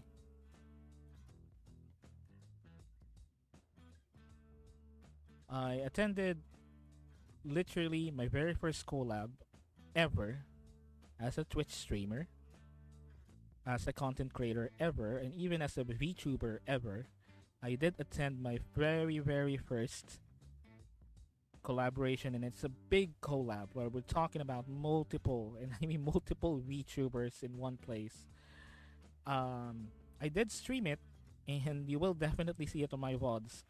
The thing is, I'm kind of bummed because it's a little bit scuffed because of my internet connection primarily. I cannot really get inside the Minecraft server I need to play in. I was really bummed that was happening during that time, and I really wanted to get into the festivities and whatnot. And also, I was always saying that I'm very, very awkward with meeting new people. I'm very, very, I don't know, shy of meeting new people. Uh, I'm very anxious on meeting new people. That is why also during that stream I wasn't really able to talk that much. Unlike when I'm just regularly streaming and whatnot, and it's really obvious when I was watching this the VODs earlier, because I was uploading it on YouTube as well. By the way, I already uploaded them on my YouTube channel for my VODs. You might see it on the stream on the chat right now. And you also see it on the bottom right here, and the bottom on the links on the bottom of the stream. But anyway, I was checking the VODs uh, earlier, and I definitely didn't talk that much as this whenever I'm just streaming by myself. I didn't talk that much because again, and it's so funny, it's so obvious. It's literally obvious on that stream that I was awkward as heck. I was very, very awkward. I was very, very shy and very reserved during that time because that's me. And I felt bad though. I felt bad because we the other VTubers are such nice people. They're very lively.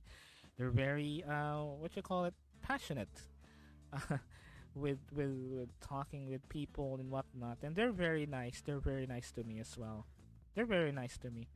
Um, uh, Even though I fumbled some points because during the time of the game there was this part where we were playing like a scavenger hunt game, and I accidentally like broke the rules. Here's the thing though, I was muted during the whole time and I didn't know. I was muted. My mic was muted, like my actual mic, because I have a mute button here in my mic that I mute if I'm doing like and something else back to the stream, because I was doing a lot of things on the back of the stream as well, including like trying to get myself in the server in adjusting my internet connection. I was doing a lot of things. Wait, just give me one moment.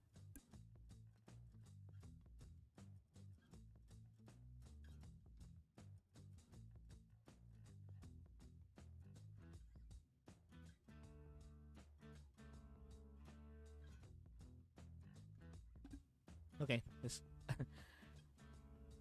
Sorry about that. I was actually trying to check something. Just check something. I heard something. But anyway, during the time, it's literally obvious. It's so obvious.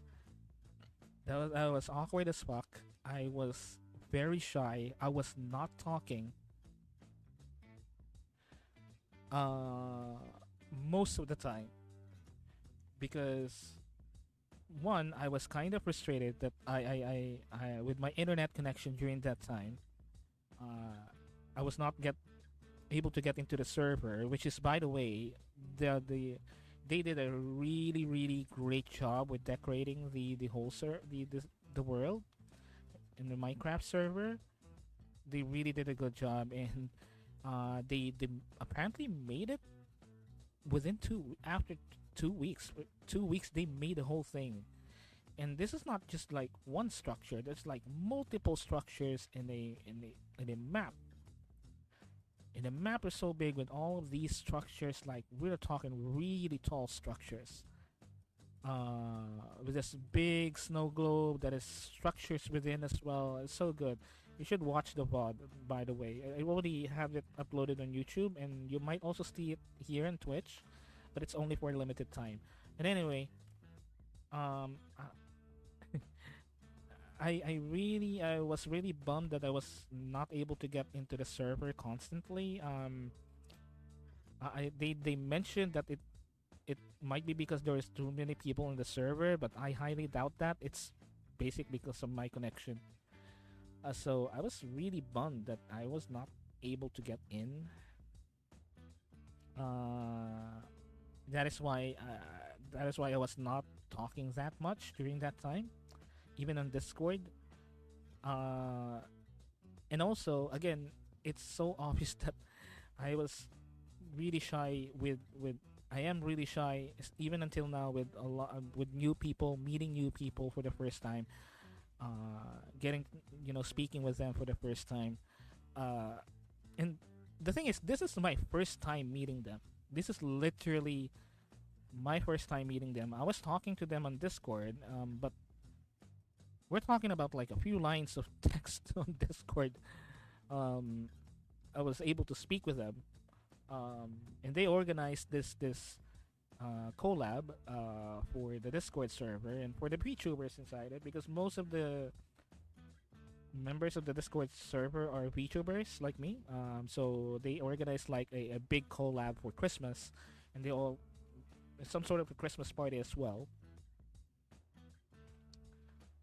And and it's literally like my first time actually interacting with them, like in an extended time, and I was speaking in a call even. So so so yeah, I was really really awkward during that time. I was really nervous, awkward, shy, that I was not able to even interact with a lot of them. Uh, that is why I was silent most of the time. And as a matter of fact, I was fumbling with my tech. Didn't know I was muted most sometimes. Uh, so that's why. That is why if you watch the VOD, it's painful. Even for me, it's painful. It's so painful to watch for me just awkwardly standing around, not speaking any of them and whatnot. But again, this is my first collab, and I hope I hope I would learn over time to be not shy. But yeah, I'm working on it. I'm working on it, and this is actually one of those first steps that I try to work with myself, not being awkward with new people, especially people that I wanted to collab with or willing to collab with me. Uh, Maybe that's also the reason why I did say last time, did say way back that a collab for me is something that might not be usual for my stream because of the fact that I'm fucked up. I'm fucked up in the head, and I'm very awkward with new people, and that is why I don't see myself collabing with anyone anytime soon because of the fact that I'm just very shy with meeting new people and speaking with them. Uh, so that is why I'm really silent most of the time during that collab. And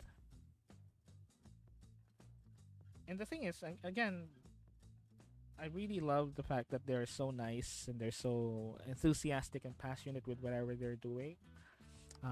That is why I also I also find it fun to be in that collab. I really had a good time. I really had a great time meeting new people and whatnot. Even though I was not able to speak with them that much because me being me, it's not because of them. It's actually me most of the time, or actually all the time. Which is the reason why I was not able to speak with them. It's because of me, and you can really see that I can really tell that they had been they have been together for quite a while now, that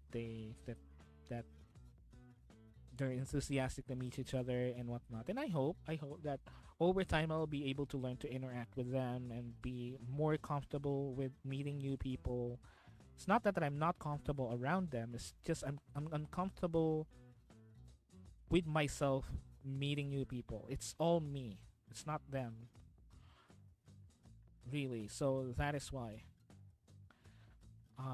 But they are wonderful people, and I really love the collab. I really enjoyed it, and I definitely look forward for more collabs. As a matter of fact, I'm just gonna let you in for something that I'm planning in the future. Just really a teeny tiny bit.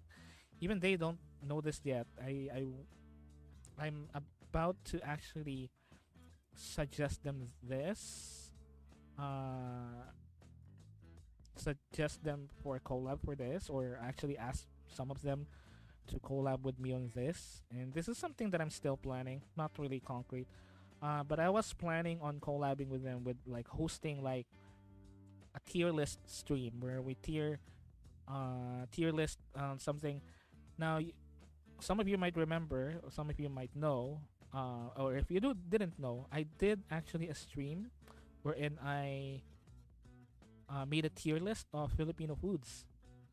Uh, way back, I did a tier list of Filipino foods, ranked them, put them on a tier list, and I was now thinking, I am now thinking of doing that as a collab with the other Vianihan VTubers because they're Filipino as well, and having and joining them, or even hosting. I'm pretty sure that I will be hosting instead of joining.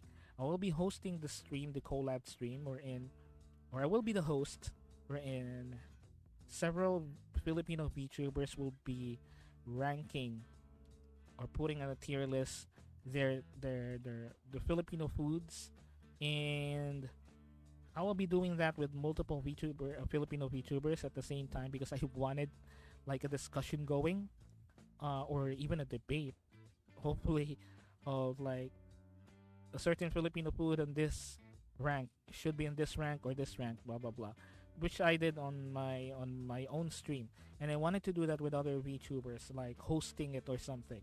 I haven't really put it in a concrete as a concrete idea. Still planning it. I'm still seeing the logistics of it, and I hope I will be able to do it like next year or so. And again, one of the things that I needed to do is to learn to actually speak to new people and be not awkward or weird around them, because that's also something uh, that is also something that I feel whenever I meet new people. I feel like that they're weirded, they're weirded out and whatnot, and I'm kind of scared about that. If they meet me, they will be weirded out. They will find me weird, or unpleasant and whatnot. They would find me, you know, not fun to be with or boring, which is I am. uh, I'm really worried about that. That is why I'm very anxious when I meet new people, because I keep on thinking what they think of me. I keep on thinking what their impression of me will be. I keep thinking of that, and I keep on thinking that they wouldn't find me fun, or they wouldn't find me boring or weird, or something. And I hate that feeling. I hate that. That is why I'm very awkward with new people. And I needed to change that. I needed to actually change that somehow. Uh, and that is all. That is what I'm thinking about. That's one of the ideas that I'm thinking about.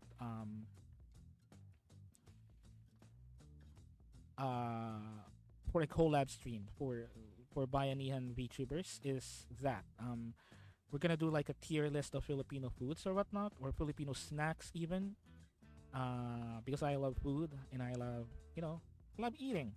And I will be getting the opinion of other Filipino VTubers of what they think about Filipino food and what they think is the best master class, master super street fighter level of, Filipino foods and Filipino snacks, and their experiences with Filipino food and whatnot, blah blah blah,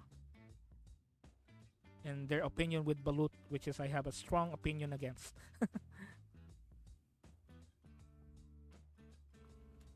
So yeah, I was thinking of that kind of collab somehow, in some point. That is why I needed to change my attitude towards like meeting new people. I don't want to be awkward anymore. I don't want to be anxious anymore with meeting new people, because it really showed on that collab stream. It really showed during the VODs that that is that I'm fucked up in the head and I cannot meet new people.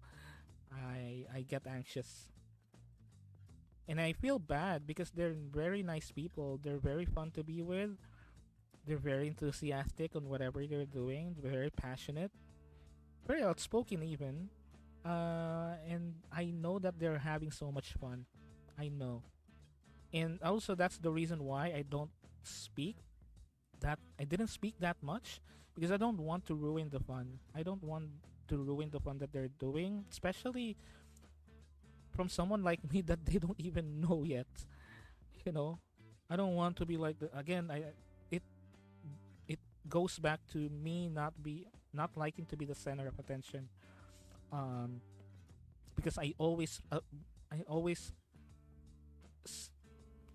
always scared of like people thinking of me of like ruining the fun or ruining the vibe and whatnot. Especially if this is like the first time that they're meeting me, or they're speaking with me or knowing me. Uh, they were so passionate and enthusiastic and having fun with the things that we were doing during the collab. And at the back of my mind, I don't want to ruin that fun by speaking and not controlling what I wanted to talk about or speak, or controlling the words that I speak. I'm too afraid that I may get too enthusiastic and say things that might, I guess, I don't know, offend them, or find, maybe they would find like offensive, or bad, or they take offense from. I'm super afraid of that. That is why I was not speaking a lot of times during that collab, and also I was muted sometimes, not realizing that I was muted the whole time, literally, both in the stream and in the Discord, because my mic's mute feature.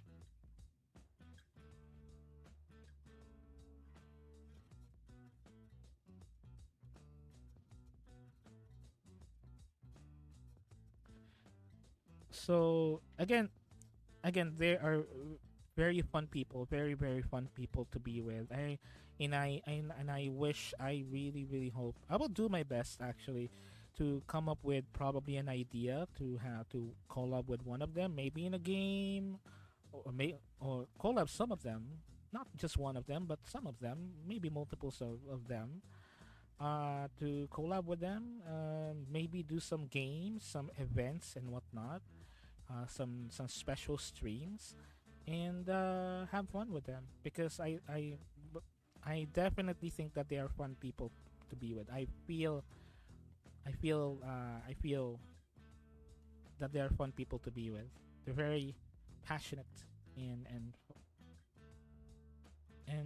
fun.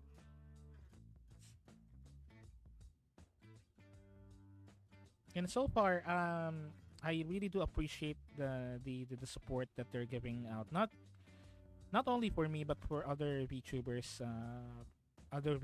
in the server as well, including me. So far, they have been, retweeting my tweets and whatnot, following me and whatnot, which is I follow back. Um, whenever I stream, they're retweeting it, and it's I appreciate it. I appreciate the support of. Again, I'm the type of streamer that I'm just happy to have people see my content or whatever I'm doing, have them know that it exists. They don't have to like them.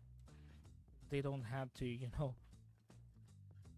they don't really have to like them back. They don't have to, but I would like people to actually see that I am doing something, or I did something, and they are helping me doing that by retweeting my tweets, and I really do appreciate the support. Like, even some of them followed me earlier, you know. So that's why I really do appreciate it, and it was a fun collab, and I wanted to do it again sometime. I think they're doing it monthly, so I will try my best to be in the monthly collabs as much as I can. And for those of you, BayanihanVT friends that are watching the stream or even watching the VOD, I am very, very, very open for collabs. If you invite me for, like, a direct collab, I will do my best to keep my schedules as open as possible, as open as I can, for collabs and whatnot. It might not be like really quick, but we will make it happen. I will try my best. I will definitely do my best to make collabs happen. If you invite me, that is. And I hope that the collabs that I will be planning, people would be they would be able to, participate and do some fun stuff. And I'll be going back to that Minecraft world. I did actually enjoy it. I'll be going back to that Minecraft world because I love playing Minecraft. And apparently, For some reason, Minecraft is already working on my stream because the main issue also, the reason I really, really wanted to play Minecraft. I really wanted to play, excuse me, play Minecraft on stream. I really wanted to. But the main issue is I cannot because for some reason whenever I try to capture Minecraft on stream, I capture it with with the OBS with OBS. For some reason Minecraft crashes whenever I capture it. But when I don't capture it, I could play it normally. Literally. Um and this only happens with Minecraft for some reason. This only happens with Minecraft. It's weird. I'm not sure what I'm doing. I'm not sure what's wrong. But for some reason, it it it literally crashes whenever I stream it. So that's why. Uh, in apparently because of that collab, I realized that it was actually working, or maybe because I was playing vanilla Minecraft. I wasn't playing the modded one, the medieval Minecraft mod, which is something that I really, really, really wanted to play on stream because that mod is amazing when it comes to like the content, the modded content that they added in. I would highly recommend medieval Minecraft for those Minecrafters that wanted to play Minecraft in a swim mod. There's a lot of added content in that mod. It's not just like a graphic overhaul and whatnot. It literally adds so much content in it. And that is something that I really wanted to play on stream, but I cannot for some reason. And apparently, I can stream normal vanilla Minecraft now. Maybe I would try probably in the next few days to see if I can capture it on stream on OBS. We'll see. So in the next few weeks, next few streams, we'll be able to play Minecraft, modded Minecraft that is.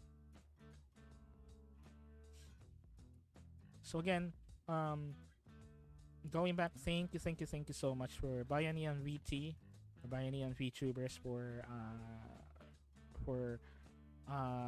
inviting me on their Christmas collab, sending out an invite, and I would love to do it again. I would love to do it again. I hope I can like shelve some time because you'll never know because I have work and luckily I don't have work during that time, so that's why I was able to join. Uh, and hopefully in the next hopefully I can give out some time for the next collab. I can give out some free time.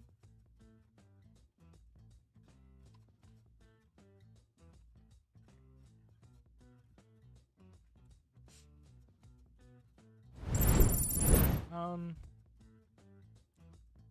you know what? Screw it. I'm just gonna play. It's almost 4 hours. I'm just gonna play probably Gundam Evolution for the rest of the stream. Let me load it up. Let me load it up. Let me load it up. Just gonna play Gundam Evolution.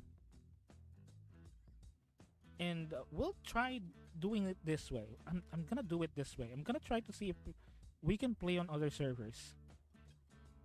On a North American server and even a Japanese server. So we can get some quick matches because for some reason well the main reason why is really because it's like what 4 in the morning here. But the main probably that's the main reason why, but I cannot get any matches, even casual matches for some reason. So that is why we will probably we'll just probably try to see if I can get into other servers. I doubt that I'll be able to connect to the North American server, but I will try. But if not, we'll try to see if we can get to the Japanese server at least, and see if we can get some matches in.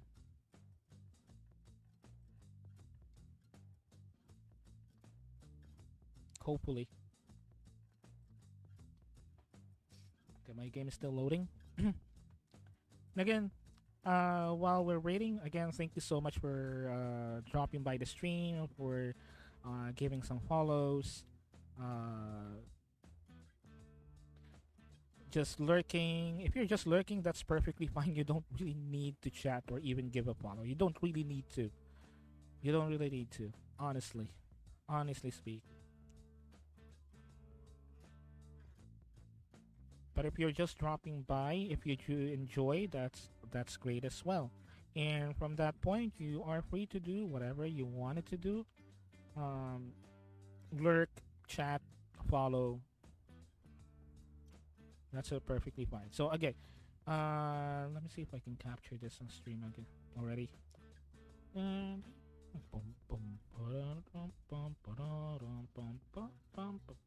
this reactive image. Window capture 4 probably.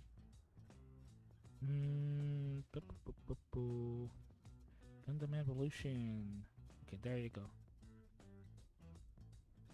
Maybe we can make it like just quarter screen here.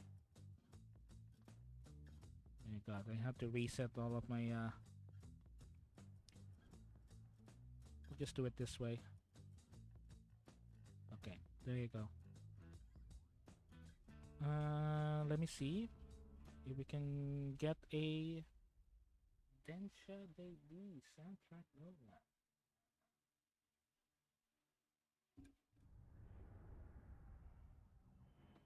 Because the music is good, but I wanted Densha D. Uh,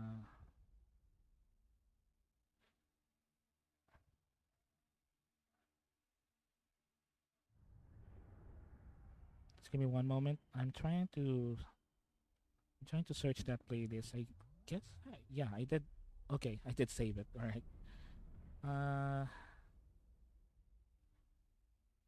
okay. Let me see if I can go ahead and connect to North America. Let's see.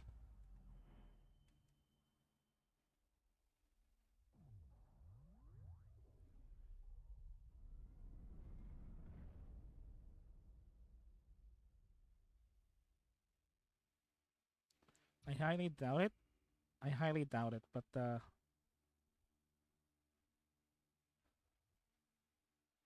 hopefully we can get in. Hopefully. Okay, I've been playing a lot of Densha the songs, apparently. Oh, okay, I did play them all. All right, very well.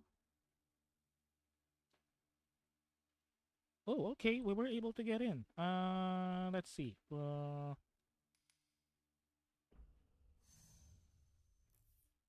Hopefully we can get some matches. Hopefully.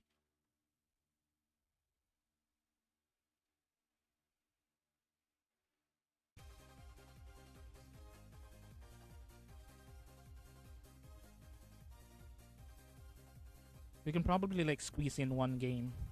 Hopefully we can just squeeze in one game.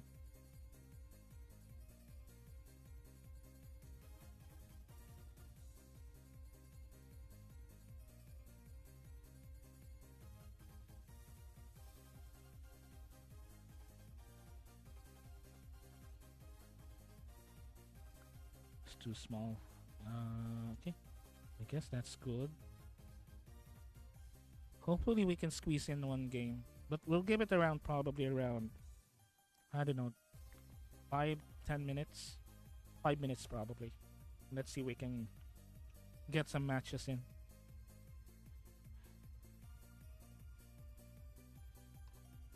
I'm now playing on the North American server.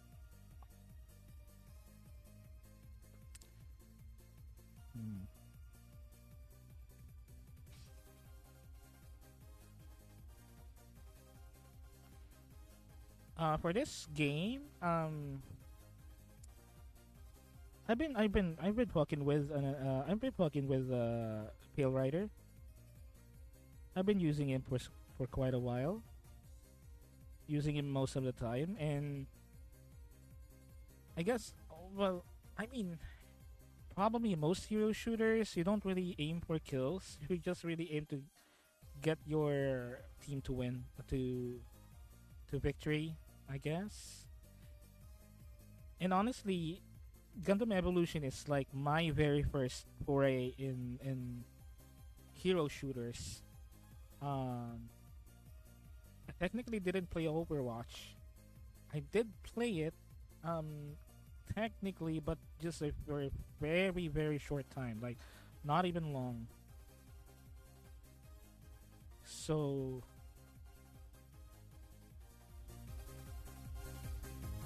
okay, let me adjust my music. Music.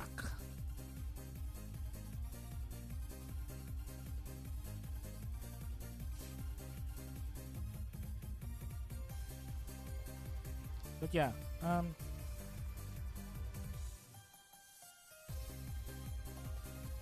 haven't really technically played seriously or in an extended amount of time any hero shooters. I did play Overwatch, but it was really really quick, like super quick, and I didn't play it because I don't know. I don't know. It's not that I didn't enjoy it. It's maybe probably because I kept dying during that time, but it was like way back. Like we're talking Overwatch 1, you know. I did play it, but this is like the first time, the first hero shooter that I kind of, let's just say, taking serious with, or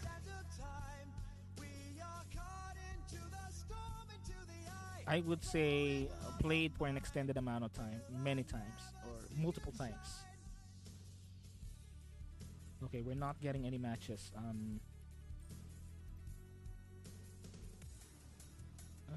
Settings. Can I actually change my server through this, or should I actually exit game? Maybe I need to exit game then.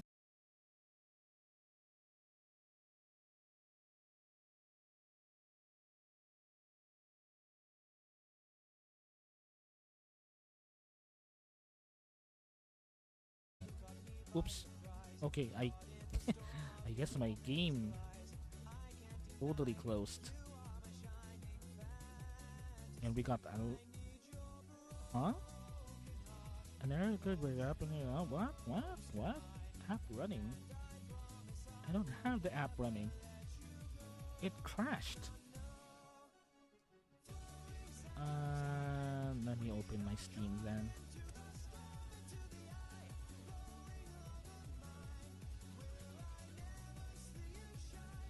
It's like it was running.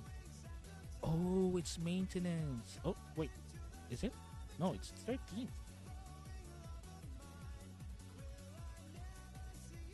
Okay, there you go. It's loading now. Like it was running. Not updated because it's running. No. It crashed.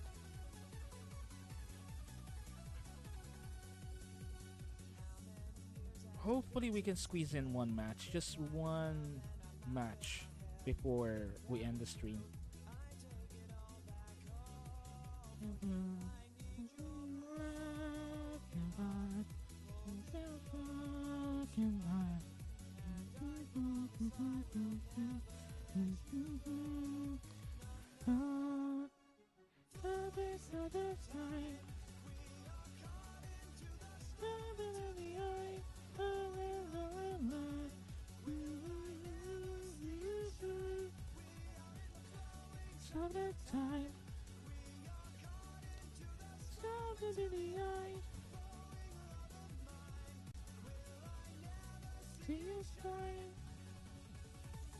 Wait, let's try and see if we can like connect to. We tried to connect to what do you call it? North American server, and we didn't get any matches, so we're gonna try to connect to Japan, I guess. I doubt we'll be able to connect to Europe. I doubt it. Wow, it's loading really, really slow. I will never let you go. Night. Huh, weird. It's not loading at all. Okay, there you go. It's loaded. Weird. Okay, we're gonna try to see if we can probably get some matches in Japan. Hopefully. I know it's like late in the night there, but hopefully there might be some Japanese people that are playing Gundam Evolution even in the dead of the night. Hopefully.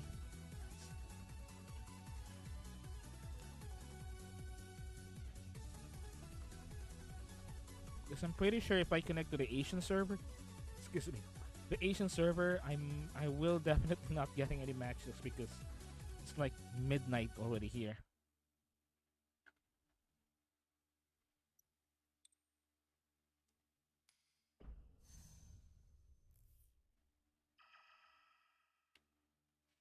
But again, hopefully we can squeeze in like a couple of matches and see if we can get a win through that as well. Again, I'm just a casual Gundam Evo player. Just enjoy the game.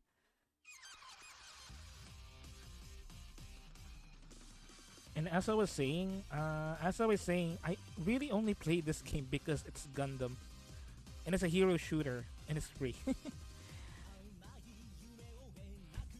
Excuse me.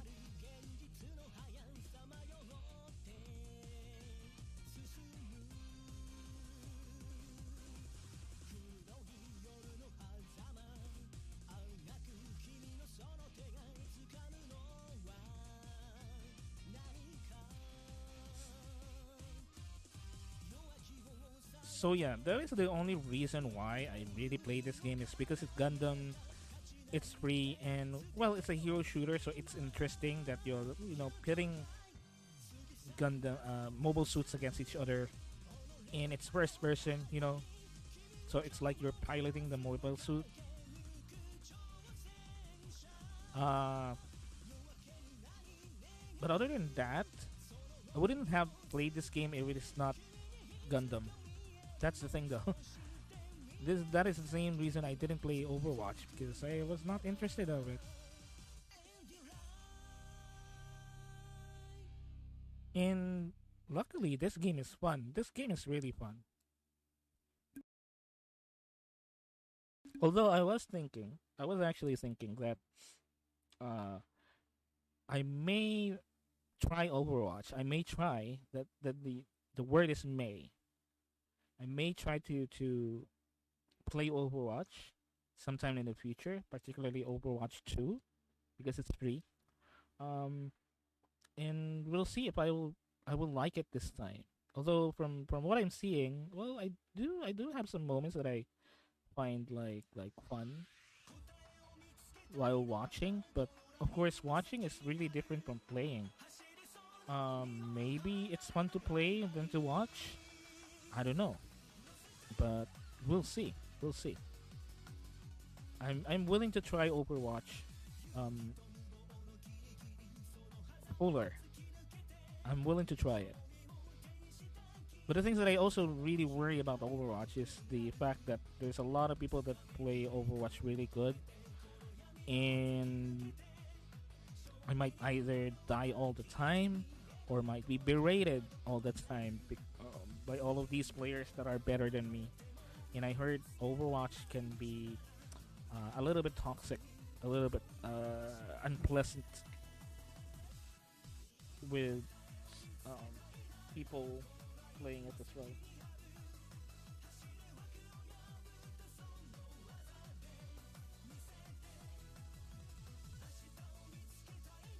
This is fucking climax jump.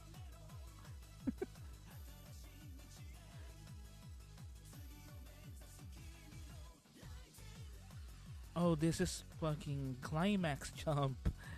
These these people, whoever made this song, is so shameless. They're really shameless.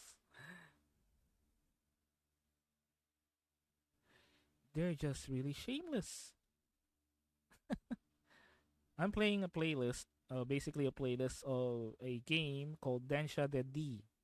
It's basically Initial D, but with trains instead of cars.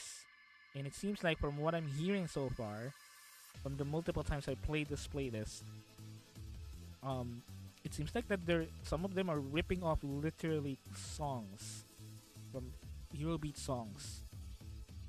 The one that is earlier is actually from a Kamen Rider show for some reason.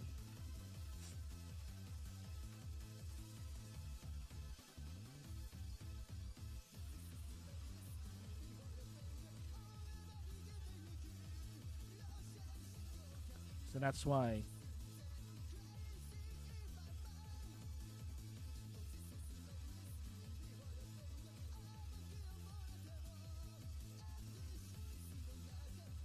Okay.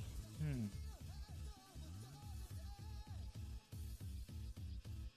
Okay, this is a little bit concerning. Again, it's taking me some time. It's taking some time for me to actually connect. I'm not really sure though. But is there no other way to actually change the servers once you get in? Oh, there you go. Just had to pitch a little. Okay, we're just gonna get one match probably. We can just squeeze in one match really. Well, let's see. Let's see. We're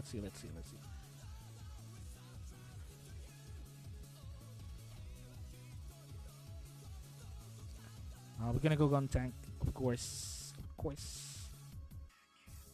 But if there's someone else going gun tank, I'm gonna go Pale Rider.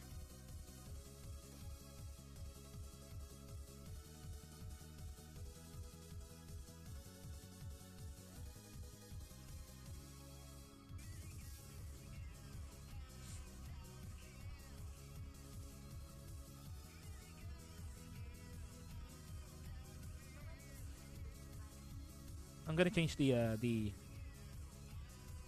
Okay, so someone else got gun tank. We'll change the category.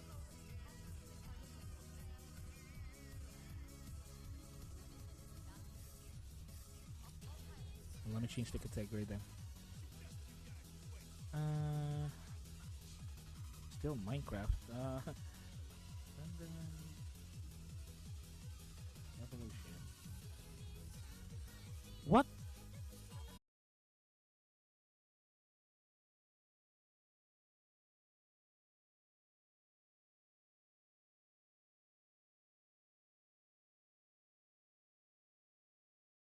I was changing the category. Uh,